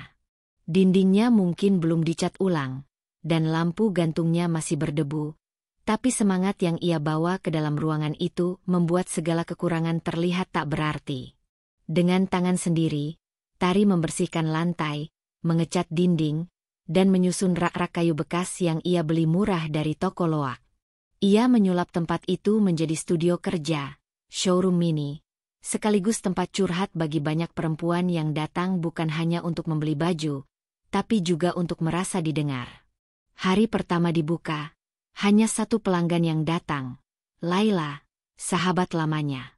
Ini luar biasa, Tar, ujar Laila sambil menyentuh satu dari koleksi gaun Tari. Aku bisa ngerasain energi kamu di setiap potongannya. Tari tersenyum. Aku hanya menjahit cerita yang tidak pernah bisa aku sampaikan. Pelan-pelan, nama Tari Atelier mulai menyebar. Mulanya lewat teman ke teman, lalu komunitas ibu muda, hingga akhirnya dikenal oleh influencer fashion lokal. Yang membuat brand ini berbeda adalah kisah di baliknya. Setiap koleksi diberi nama sesuai fase kehidupan emosional Tari. Luka, tumbuh, redam, bangkit. Perempuan yang mengenakannya merasa kuat, merasa cantik bukan karena potongan bajunya, tapi karena makna di baliknya. Tari tak hanya menjual baju, tapi menjual harapan. Sementara itu, di sisi lain kota, Reza dan Bu Mariana sedang duduk di ruang keluarga yang sepi. Rumah besar mereka kini terasa kosong. Pembantu-pembantu satu persatu pamit karena gaji telat dibayar. Reza berusaha menghubungi kolega lama untuk menyelamatkan bisnis yang hampir bangkrut karena utang dan kehilangan banyak mitra kerja. Tapi tak satu pun memberi jalan keluar. Reza, kita harus lakukan sesuatu. Aku nggak mau kehilangan semuanya, kata Bu Mariana dengan wajah cemas, namun nada suaranya masih menyimpan kesombongan lama. Kamu pikir aku nggak berusaha, Bu? Balas Reza tajam. Bu Mariana terdiam. Di balik diamnya, ia mulai menyadari sesuatu. Mereka sedang jatuh. Dan tidak ada seorang pun yang mereka sakiti dulu yang datang untuk menolong sekarang. Tari menerima panggilan dari salah satu investor asing yang tertarik dengan pendekatan emosional dalam produknya. Tak hanya ingin berinvestasi, mereka juga menawarkan kerja sama jangka panjang untuk ekspansi internasional. Tapi Tari tidak buru-buru mengangguk. Ia ingin memastikan bisnis ini tetap sesuai dengan nilai yang ia pegang. Di saat yang sama, Tari membuka kelas kecil gratis bagi perempuan korban kekerasan rumah tangga untuk belajar menjahit dan mendesain.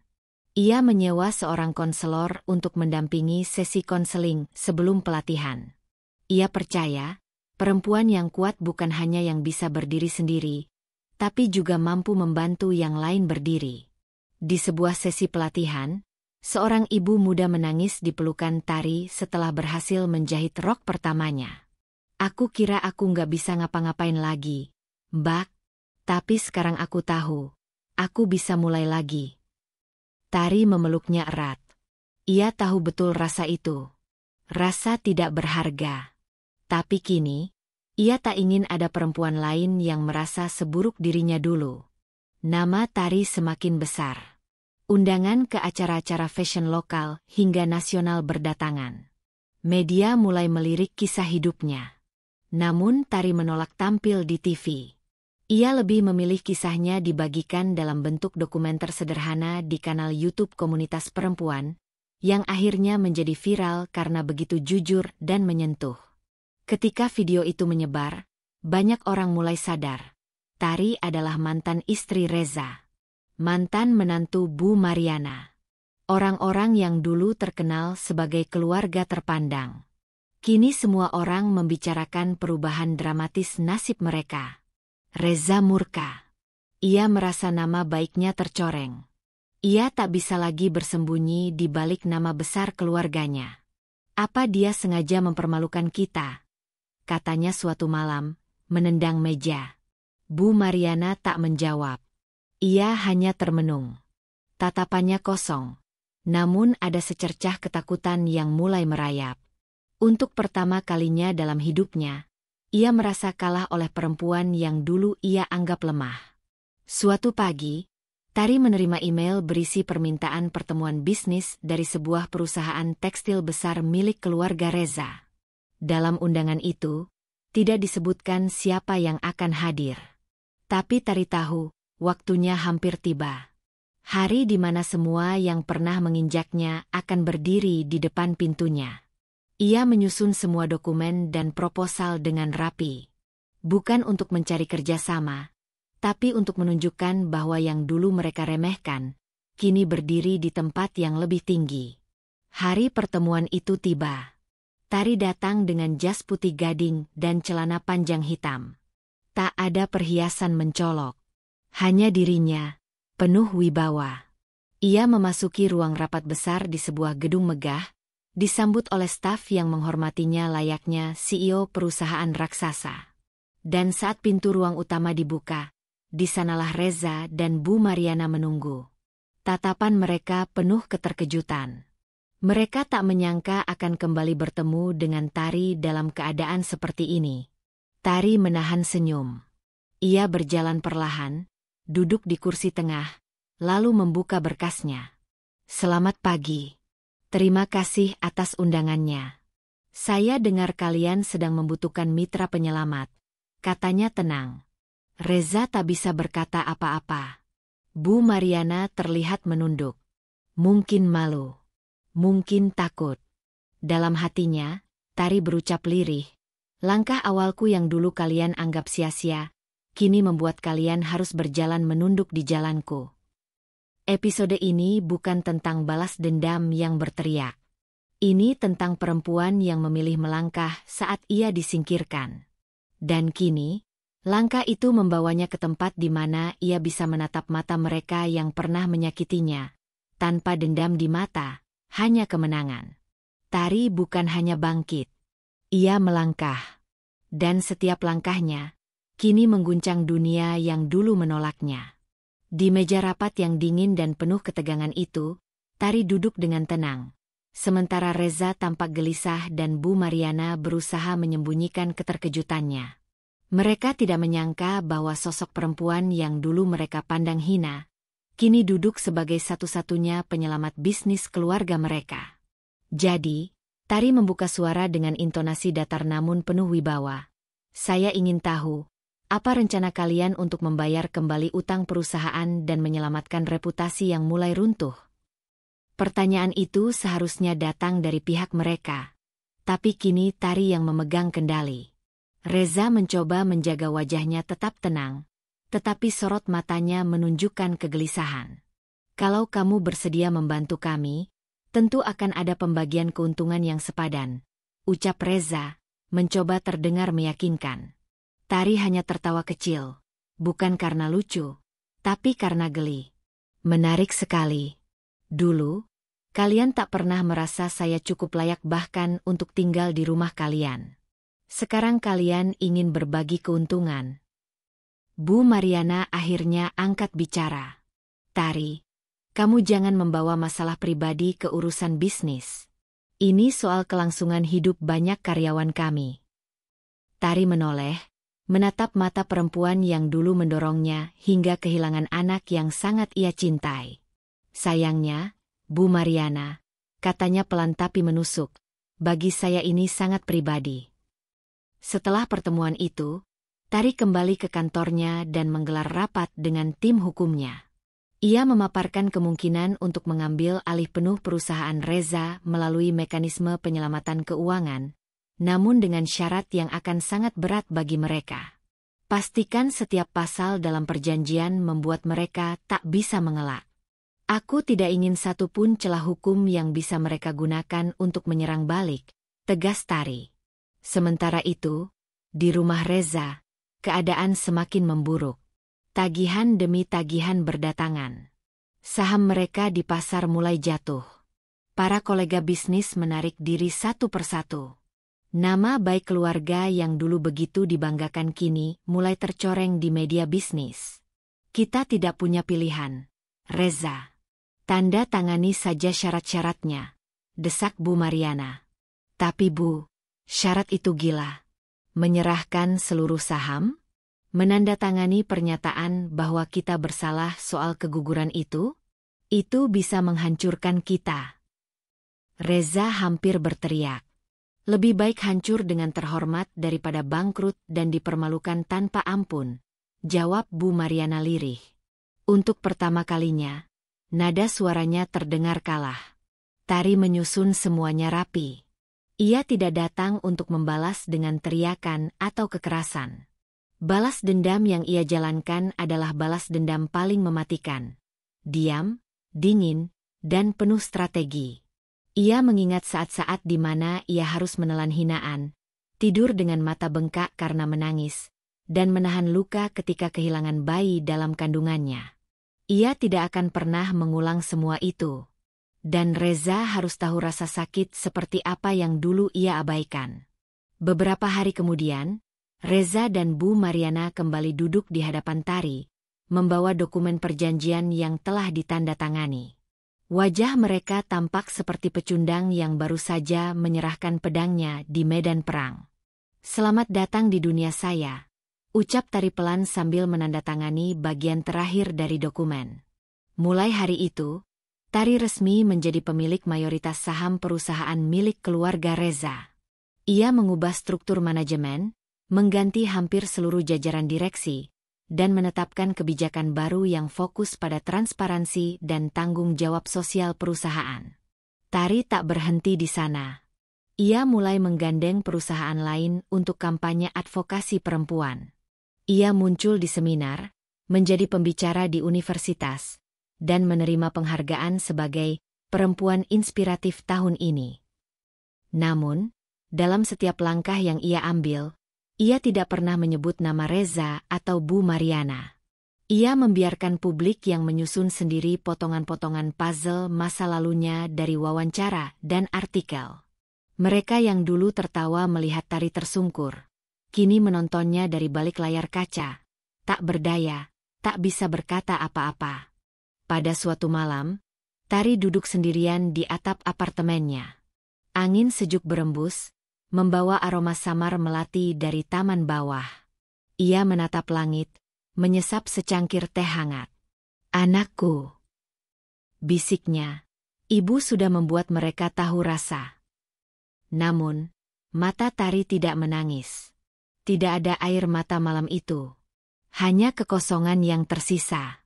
Pembalasan memang manis, tapi tak pernah bisa menggantikan kehilangan. Di saat Reza mulai kehilangan arah, hidup tanpa jabatan dan tanpa kepercayaan dari para rekan, Bu Mariana menghabiskan harinya di rumah dalam sunyi. Tak ada lagi pesta sosialita. Tak ada lagi tatapan hormat dari tetangga. Semua menghindar. Semua menilai diam-diam. Mereka bukan hanya kehilangan uang dan kuasa, tapi juga harga diri. Satu malam, Reza mengirim pesan pada Tari. "Tolong, bolehkah kita bicara? Aku ingin minta maaf. Dari hati." Tari membaca pesan itu lama, namun tak membalasnya. Ia hanya menatap layar ponsel itu sejenak, lalu meletakkannya di meja. Baginya, semua permintaan maaf itu tak lagi penting. Ia sudah tak butuh penyesalan. Yang ia butuhkan hanyalah melangkah lebih jauh, meninggalkan masa lalu di belakangnya. Reza mungkin baru sadar siapa yang benar-benar berharga. Tapi penyesalan selalu datang terlambat. Dan bagi Tari, hidupnya tak akan diisi oleh orang-orang yang membuangnya di saat ia paling rapuh. Ia sudah tertawa. Tapi bukan karena bahagia. Ia tertawa karena akhirnya ia tahu. Pembalasan terbaik adalah keberhasilan yang tak bisa mereka ganggu-gugat. Sinar lampu sorot menyapu panggung megah di sebuah ballroom hotel bintang 5 Jakarta. Di layar besar, terpampang tulisan, Penghargaan Wanita Visioner Indonesia 2025. Deretan tamu undangan duduk anggun, mengenakan jas dan gaun formal. Para pengusaha, tokoh politik, jurnalis, hingga influencer menghadiri acara prestisius ini.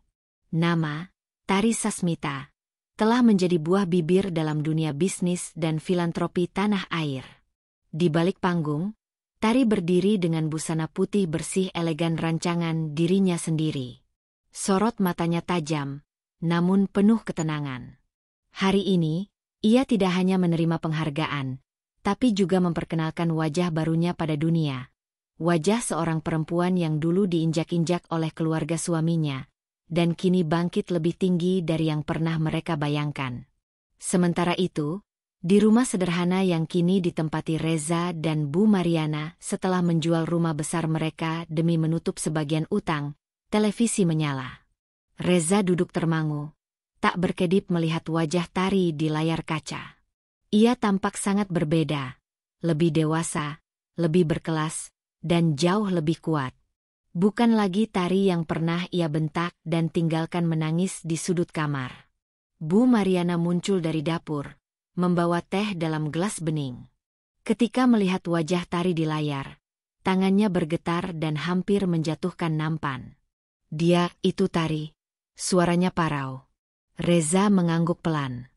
Matanya berkaca-kaca, bukan karena bangga, tapi karena kesadaran yang datang terlambat.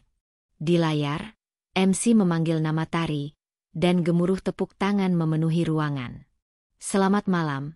Suara Tari menggema di ballroom saat ia berdiri di podium, mengenakan jas putih dengan kancing emas, rambut disanggul rapi. "Saya berdiri di sini bukan karena saya kuat sejak awal. Saya kuat karena saya pernah dihancurkan. Oleh mereka yang seharusnya melindungi saya. Oleh mereka yang saya cintai." Seisi ruangan hening. Para jurnalis mulai menyorot dan merekam. Tak sedikit yang tahu, Tari dulunya adalah menantu dari keluarga pengusaha yang kini bangkrut secara perlahan. "Saya pernah kehilangan anak saya. Bukan karena kecelakaan biasa, tapi karena kebencian yang dibungkus dalam nama keluarga. Lanjut Tari, masih dengan suara tenang. Reza merasa jantungnya mencelos. Bu Mariana pucat pasi. Saya ingin setiap perempuan tahu bahwa tidak apa-apa untuk bangkit. Tidak apa-apa untuk pergi. Tidak apa-apa untuk memilih waras daripada bertahan demi nama baik. Saya berdiri di sini bukan sebagai korban, tapi sebagai bukti bahwa luka bisa menjadi pelita jika kita memilih menyembuhkannya. Tepuk tangan menggema. Beberapa tamu terlihat menitikan air mata. Nama Tari trending di media sosial dalam hitungan menit, dengan tagar perempuan bangkit dan Tari Sasmita. Keesokan harinya, media memberitakan semuanya. Tak hanya soal penghargaan Tari, tapi juga bagaimana ia pernah dibuang oleh suaminya yang kini bangkrut. Para wartawan menggali arsip, mewawancarai mantan tetangga, rekan bisnis, bahkan mantan asisten rumah tangga Bu Mariana yang membuka cerita sebenarnya. Reputasi keluarga Reza benar-benar hancur. Telepon di rumah kecil mereka berdering tanpa henti, bukan untuk tawaran pekerjaan atau undangan pesta, tapi untuk mengorek cerita kegagalan dan kemunafikan masa lalu mereka. Bu Mariana tidak sanggup keluar rumah. Reza menutup semua akun media sosialnya. Di saat seluruh dunia menatap Tari dengan kekaguman, Reza dan ibunya menunduk dalam rasa malu yang tak terkatakan. Tari duduk di kantornya, dikelilingi bunga-bunga ucapan selamat. Ia membuka email, lalu menemukan satu pesan dari mantan rekan bisnis Reza. Ibu Tari, dengan segala hormat, saya hanya ingin mengatakan bahwa saya dulu salah menilai Anda. Semoga kita bisa bekerja sama dalam proyek sosial berikutnya. Tari tersenyum tipis. Ia tidak membutuhkan validasi siapapun lagi. Kini, ia berdiri atas kakinya sendiri. Namun jauh di dalam dirinya, ada suara kecil yang masih berbisik. Kalau anakku masih hidup, dia pasti bangga melihat ibunya sekarang. Sore itu, Tari mengunjungi tempat peristirahatan anaknya yang tak sempat lahir. Sebuah makam kecil dengan batu nisan putih berdiri di bawah pohon Kamboja. Ia duduk di bangku taman dekat situ, membuka kotak kecil berisi sepatu bayi rajutan tangan yang dulu ia simpan diam-diam. Ayahmu dan nenekmu kini tahu rasanya kehilangan. Mungkin belum sebanding dengan kehilangan ibu. Tapi itu cukup, bisik Tari lembut. Langit senja mewarnai langit Jakarta dengan semburat oranye keemasan. Tari bangkit, menatap batu nisan itu sekali lagi, lalu melangkah pergi dengan langkah tegap. Ia tak lagi menoleh ke belakang. Tak perlu. Karena perempuan yang dulu mereka remehkan, kini duduk di kursi tertinggi, bukan hanya dalam bisnis, tapi juga dalam harga diri dan martabat. Pagi itu, Tari sedang memeriksa laporan keuangan dari tim keuangan Tari Atelier. Duduk di ruang kerjanya yang minimalis namun penuh estetika, ia tampak anggun dalam balutan kemeja satin biru muda. Secangkir teh hangat menemani pagi yang terlihat biasa, namun sebentar lagi akan menjadi sangat berbeda. Bu Tari, sapa sekretarisnya melalui interkom, tamu dari PT RZM Investindo telah tiba. Namanya Reza dan Bu Mariana. Tari berhenti menulis. Untuk sesaat, hening memenuhi ruang itu. Tangannya mengepal pelan, namun ekspresi wajahnya tetap netral. Ia sudah menanti hari ini sejak lama. Persilakan mereka masuk, jawabnya dengan nada tenang. Tak lama, pintu terbuka. Reza masuk lebih dulu, diikuti oleh Mariana yang tampak jauh lebih tua dari terakhir kali Tari melihatnya. Wajah Bu Mariana pucat, penuh guratan kegelisahan. Mata Reza menunduk, seolah sadar betul bahwa dirinya datang bukan sebagai pria yang dulu merasa berkuasa. Tari tetap duduk, tidak bangkit untuk menyambut mereka. Tidak seperti dulu saat ia akan tersenyum ramah dan menuangkan teh jika keduanya datang. Silakan duduk, ucap Tari sambil melirik jam tangannya. Waktu saya tidak banyak. Reza menatapnya sejenak, lalu duduk kaku. Bu Mariana terlihat gugup, meremas jari-jarinya sendiri. Tari membuka map berwarna hitam dan menyodorkan dokumen di atas meja kaca. Ini surat perjanjian kerjasama investasi yang kalian inginkan, katanya, menatap Reza lurus. Tapi saya punya syarat. Reza menelan ludah. Apapun, Tari. Tolong, kami butuh penyelamatan. Saya tahu, jawab Tari datar.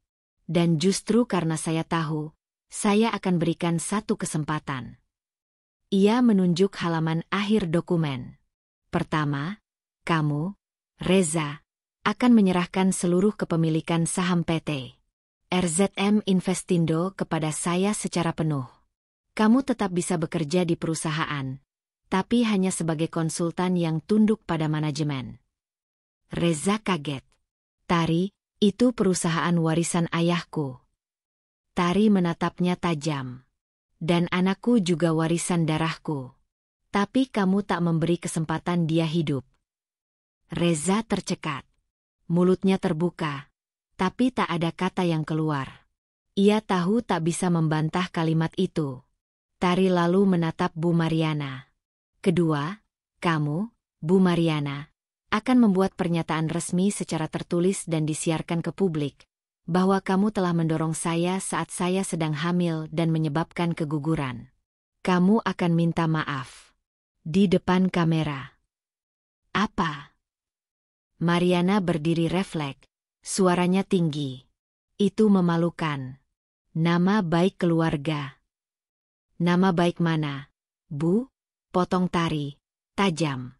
Nama baik yang dulu dengan mudah melabeli saya perempuan tidak becus, penggoda, tukang drama? Nama baik yang menyebabkan saya kehilangan anak. Bu Mariana terdiam. Matanya mulai basah. Mungkin bukan karena menyesal, tapi karena merasa harga dirinya diinjak. Reza menarik napas dalam. Tari, setidaknya, maafkan Mama. Dia sudah tua. Dia sakit. Tari menyandarkan punggung. Aku tak minta kalian mencium kakiku. Aku minta kalian jujur, sekali saja dalam hidup kalian. Ia lalu berdiri. Saya beri waktu kalian 24 jam. Kalau syarat ini tidak dipenuhi, saya akan menarik seluruh opsi penyelamatan. Dan kalian bisa bersiap menggulung karpet usaha kalian sendiri. Reza memandangi Tari dengan tatapan yang tak mampu disembunyikan, penuh penyesalan dan kehilangan yang terlambat. Beberapa jam setelah mereka pergi, Tari membuka file foto lama dari laptopnya. Ada satu gambar saat ia sedang mengelus perut hamilnya, dengan senyum lembut di bibir. Ia menatap lama foto itu. Bunda sudah buat mereka datang merangkak. Nak, bisiknya lirih. Tapi ini belum akhir. Keesokan harinya, Tari duduk di sofa rumahnya dengan TV menyala. Sebuah konferensi pers tengah berlangsung. Di layar, Reza berdiri di podium, diapit oleh beberapa awak media. Ia terlihat lelah, tapi mencoba tegar. Saya, Reza Mahendra, dengan ini menyampaikan permintaan maaf secara terbuka kepada mantan istri saya, Tari Sasmita, atas segala perlakuan yang telah terjadi di masa lalu, terutama terkait dengan insiden kehilangan anak kami. Tari mendengar tanpa ekspresi. Lalu, muncullah Bu Mariana. Dengan langkah yang lambat, ia menghampiri podium. Seluruh wajahnya tampak berbeda dari wanita angkuh yang dulu menghina Tari siang dan malam. Saya, Mariana Harun, ibu dari Reza, menyatakan bahwa memang saya telah mendorong menantu saya yang sedang hamil 7 bulan dalam keadaan marah. Saya menyesal dan bertanggung jawab atas akibatnya. Saya mohon maaf pada Tari, dan juga pada cucu saya yang tidak sempat saya lihat. Wartawan hening. Kamera-kamera menyorot wajah Mariana yang menangis terbata-bata di depan publik. Beberapa netizen merekam siaran itu dan menyebarkannya ke seluruh media sosial. Hari itu, Tari tidak tersenyum. Ia hanya menunduk, meneteskan air mata. Tapi bukan karena kasihan, melainkan karena akhirnya keadilan datang. Bukan lewat teriakan, bukan lewat amarah, tapi lewat kekuatan seorang perempuan yang memilih berdiri anggun saat disakiti. Ia menutup laptop, lalu berkata pada dirinya sendiri, "Yang dulu membuangku, kini tak bisa hidup tanpaku. Tapi aku, bahkan tak butuh mereka lagi." Setelah pernyataan publik itu viral di berbagai media sosial, nama Bu Mariana dan Reza menjadi topik utama. Potongan video yang menunjukkan wajah Bu Mariana yang menangis dan suara gemetar Reza ketika meminta maaf tersebar luas, mengundang berbagai respons dari netizen. Sebagian besar dari mereka berpihak pada Tari. Mereka mengangkat kisahnya sebagai simbol kekuatan perempuan yang diperlakukan tidak adil oleh keluarga suami namun mampu bangkit dan membuktikan bahwa harga diri seorang perempuan bukan mainan yang bisa diinjak. Komentar-komentar di media sosial membludak. "Hebat banget Bu Tari. Sabarnya luar biasa. Ini bukan balas dendam, ini pelajaran. Kalau saya jadi Bu Tari, saya nggak akan maafin mereka." Tapi dia tetap elegan, luar biasa. Baru tahu rasanya jadi yang dipojokkan dan sekarang mereka datang merangkak. Di sisi lain, keluarga Reza mengalami tekanan luar biasa. Bu Mariana tidak lagi bisa keluar rumah tanpa ditatap atau difoto diam-diam oleh tetangga dan orang-orang di pasar. Ibu-ibu yang dulu memujanya karena kesuksesan suaminya kini menggunjingkannya sebagai wanita angkuh yang memperlakukan menantunya dengan kejam hingga keguguran. Kesehatan mentalnya mulai goyah. Suatu malam, ia menangis di kamarnya, memeluk album foto lama keluarga. "Aku hanya ingin Reza punya istri yang setara. Kenapa salahku jadi sebesar ini?" gumamnya lirih. Reza duduk di depan pintu kamar ibunya, mendengar semua isakan itu tapi tak bisa berkata apa-apa. Ia tahu ini akibat dari apa yang mereka lakukan bertahun-tahun. Bukan hanya hari itu. Bukan hanya dorongan fisik. Tapi semua luka kecil yang mereka taburkan sedikit demi sedikit ke dalam hati perempuan yang dulu hanya ingin jadi istri dan ibu. Sementara itu, Tari tetap menjalani harinya seperti biasa. Ia tak mau menunjukkan pada dunia bahwa dirinya terpengaruh. Tapi jauh di dalam hatinya, ia tak bisa membohongi diri sendiri. Hatinya digerogoti satu pertanyaan. Haruskah aku memaafkan mereka? Sore itu, Tari mengunjungi sebuah taman sunyi, tempat yang dulu sering ia datangi saat masih mengandung. Ia duduk di bangku kayu, membawa seikat bunga kecil. Di samping bangku itu ada sebuah papan kecil bertuliskan, "Untuk bintang kecilku, yang tak sempat kulihat, tapi selamanya kucintai." Ia menaruh bunga itu di sana, lalu berbisik, "Nak, Bunda bingung. Mereka menderita. Tapi apakah itu cukup? Apakah aku harus memaafkan mereka? Atau biarkan saja semua ini membusuk seperti luka yang mereka beri?" Angin menyapu rambutnya pelan. Seorang anak kecil lewat sambil tertawa. Tari tersenyum tipis, lalu berdiri. "Kalau kamu masih hidup, kamu pasti tak mau Bunda menyimpan racun, ya?" Keesokan harinya, Bu Mariana memberanikan diri datang ke galeri Tari tanpa pemberitahuan. Ia datang tanpa Reza, hanya dengan seorang asisten yang membantu mendorong kursi rodanya. Karena selama seminggu terakhir, tekanan mental membuat kesehatannya menurun drastis. Para staf panik, tapi Tari memerintahkan mereka membiarkan tamunya masuk. Saat melihat Bu Mariana duduk di depan mejanya dengan wajah pucat, mata sembab, dan tangan bergetar, Tari tetap tak menunjukkan emosi. "Ada yang bisa saya bantu, Bu Mariana?" tanyanya pelan. Bu Mariana menatap Tari lama. "Kau benar-benar sudah berubah. Bukan lagi perempuan polos yang dulu kukendalikan dengan ucapan." Tari tak menjawab. "Saya sudah melakukan permintaanmu. Minta maaf. Di hadapan publik. Sekarang saya datang untuk minta satu hal lagi." "Apa?" "Maafmu."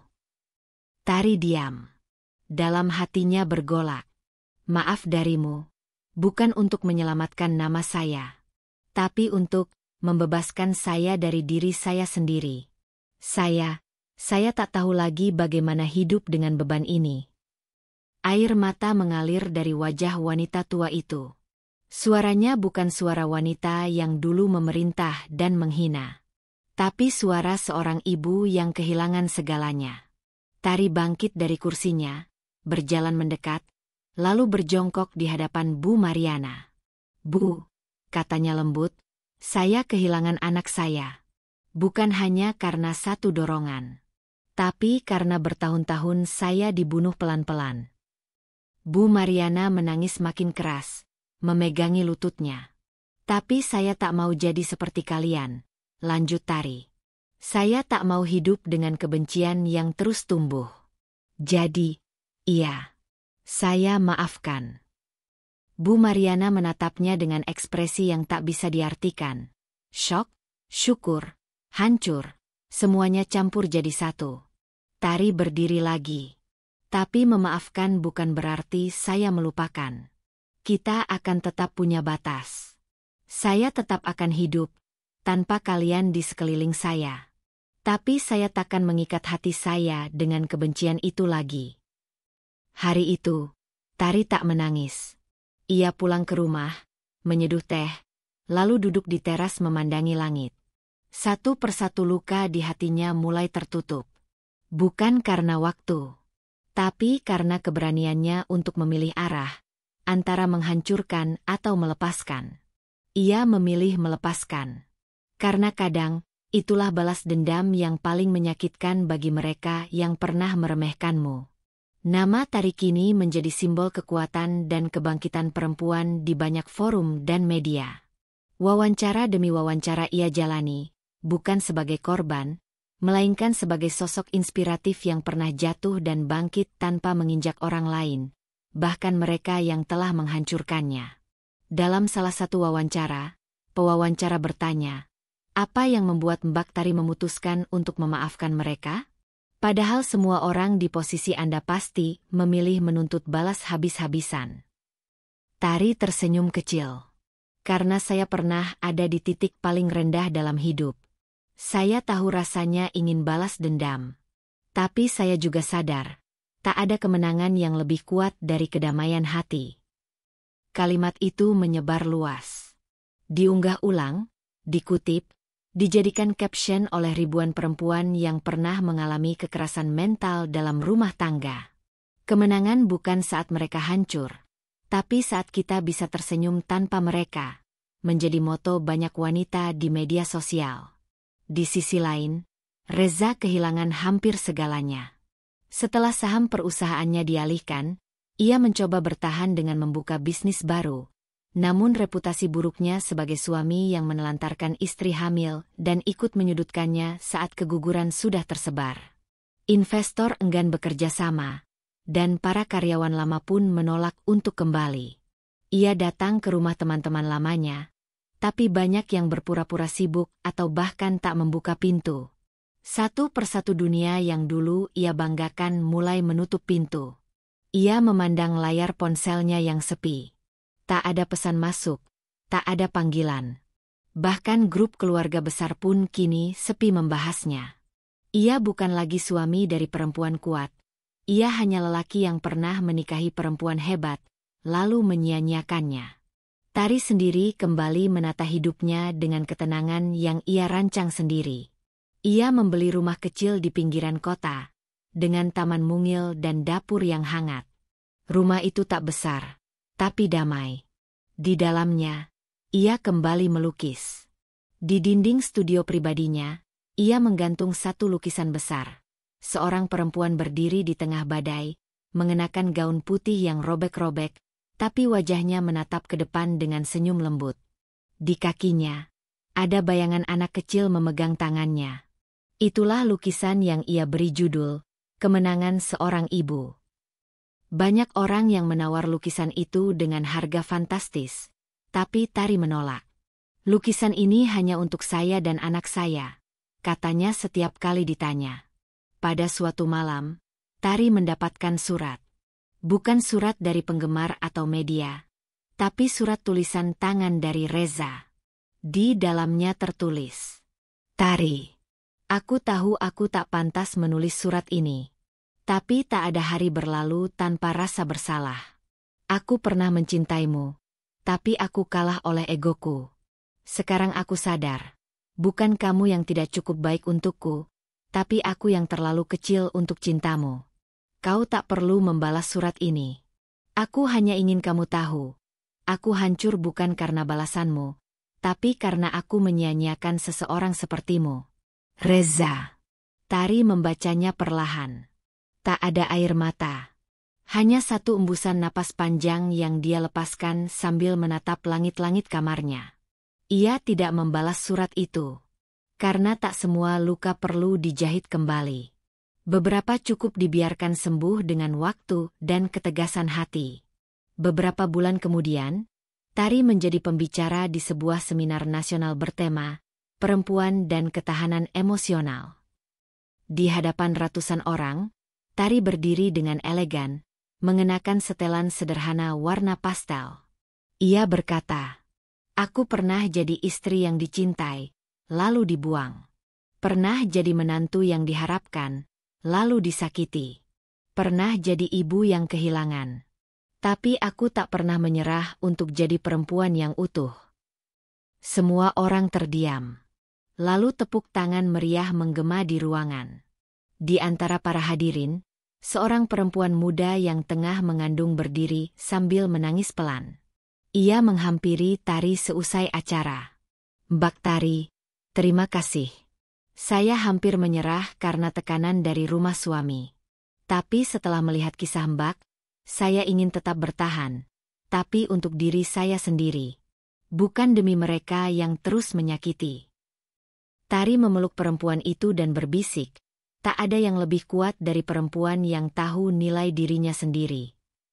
Sore itu, saat matahari mulai condong ke barat, Tari duduk di taman rumah barunya. Ia membawa secangkir teh dan secari kertas yang ditulis tangannya sendiri, berisi puisi pendek. "Aku tak pernah ingin jadi pemenang. Tapi kau menjadikanku juara dari luka yang kau beri. Kini aku tak berdarah lagi. Tapi bekasnya tetap jadi pengingat. Bahwa aku pernah memilih bangkit, bukan balas. Kemenangan Tari tak pernah semanis yang dibayangkan orang. Karena itu bukan kemenangan yang didapatkan dengan sorak-sorai atau piala. Tapi kemenangan yang ia bangun dengan luka, air mata, dan kesadaran untuk tidak menjadi monster dari luka yang diberikan orang lain. Ia tak membalas dengan kekerasan. Ia membalas dengan hidup lebih baik, jauh lebih baik, dari siapapun yang pernah menyakitinya. Matahari pagi menyinari permukaan tanah yang basah oleh embun. Langit cerah tanpa awan, seolah Tuhan sengaja menyisakan hari ini hanya untuk ketenangan. Tari melangkah perlahan melewati jalur setapak yang diapit rerumputan dan bunga liar yang mulai mekar. Di tangannya, ada bunga lili putih yang ia ikat sendiri. Sederhana, namun penuh makna. Sudah hampir 2 tahun berlalu sejak hari itu. Hari ketika ia kehilangan segalanya sekaligus menemukan dirinya sendiri. Hari ini, untuk pertama kalinya sejak keguguran, Tari kembali ke tempat yang dulu terlalu menyakitkan untuk dikunjungi. Di antara nisan-nisan kecil dengan nama-nama bayi yang tak sempat menatap dunia, ia berhenti di hadapan satu batu sederhana bertuliskan, "Untuk malaikat kecilku, yang hadir sebentar tapi abadi dalam hati ibu." Tangannya gemetar saat meletakkan bunga di atas tanah. Tidak ada air mata yang tumpah. Ia hanya berdiri diam, membiarkan angin menerbangkan helai rambutnya. Di matanya, ada kerinduan, tetapi juga ada kedamaian. "Ibu datang, nak," ucapnya pelan, hampir seperti berbisik. Ia duduk di tanah, membuka secari kertas yang telah ia tulis jauh-jauh hari. "Untukmu yang tak sempat melihat dunia. Ibu pernah ingin menyerah. Pernah merasa hidup ini terlalu gelap setelah kehilanganmu. Tapi ternyata, kepergianmu adalah cahaya. Kau memberiku kekuatan untuk berdiri. Untuk menunjukkan bahwa seorang ibu tak hanya melahirkan, tapi juga bisa melahirkan dirinya kembali dari kehancuran. Ibu tak membalas mereka dengan kemarahan. Tapi ibu pastikan, Tak ada perempuan lain yang akan disakiti tanpa suara. Kau boleh tak hadir di pelukan ibu. Tapi hadirmu membentuk ibu jadi seperti sekarang. Dan itu cukup. Terima kasih, nak. Kini ibu bebas. Dan kau bisa beristirahat tenang. Tari melipat kertas itu perlahan dan menaruhnya di bawah batu nisan. Lalu ia menghembuskan napas dalam, menatap ke langit. Di waktu yang sama, di tempat berbeda, Reza duduk di dalam mobil tua yang ia gunakan untuk menarik ojek online. Wajahnya kusut, rambutnya tak lagi rapi, dan mata yang dulu penuh percaya diri kini tampak lelah. Ia menatap ke depan, tapi pikirannya entah kemana. Tiba-tiba, notifikasi di ponselnya menyala. Sebuah video pendek viral muncul di beranda. Pidato Tari di seminar perempuan. Ia menekan play, dan terdengar suara Tari yang lembut namun tegas. Aku pernah kehilangan anakku karena kekerasan yang tidak dianggap serius. Tapi dari kehilangan itu, aku belajar bahwa diam bukan jawaban.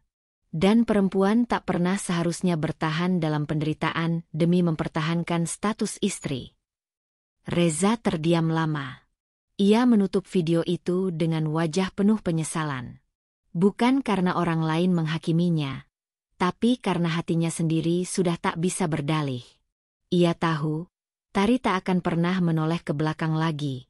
Dan ia pantas menerima itu. Sementara itu, Tari berjalan meninggalkan pemakaman kecil itu. Di luar pagar, seorang lelaki parubaya sudah menunggunya. Pak Adi, ayahnya, yang dulu menjemputnya dengan mobil mewah dan pasukan bodyguard saat Reza mengusirnya dari rumah. Kini tak ada bodyguard, tak ada kemewahan. Hanya senyum hangat sang ayah dan genggaman tangan yang tulus. Sudah selesai? Tanya Pak Adi. Tari mengangguk. Sudah, ya. Semua sudah selesai. Mereka naik ke dalam mobil, dan sepanjang perjalanan pulang, Tari tak berkata apa-apa. Tapi wajahnya berbinar, bukan karena bahagia, tapi karena telah damai. Di rumah, Tari duduk di studio lukisnya. Di hadapannya, ada kanvas baru. Kosong. Putih. Tanpa satu goresan pun. Ia mengambil kuas, mencelupkannya ke cat, lalu mulai menggambar perlahan. Kali ini bukan wajah orang lain, bukan luka, bukan amarah, tapi sebuah taman. Ada seorang anak kecil berlari di dalamnya. Dan seorang ibu yang memeluknya di akhir langkah. Tari tersenyum. Lukisan ini akan berjudul, Anak yang tak pernah lahir, Cinta yang tak pernah mati. Tak lama kemudian, Tari menerima undangan menjadi pembicara utama di forum internasional tentang healing dan pemberdayaan perempuan korban kekerasan dalam rumah tangga. Ia menerima undangan itu, bukan untuk menceritakan luka, tapi untuk membagikan bahwa cinta bisa tetap tumbuh di tempat paling gelap sekalipun. Dan balas dendam terbaik adalah hidup bahagia tanpa mereka yang pernah ingin kita hancur.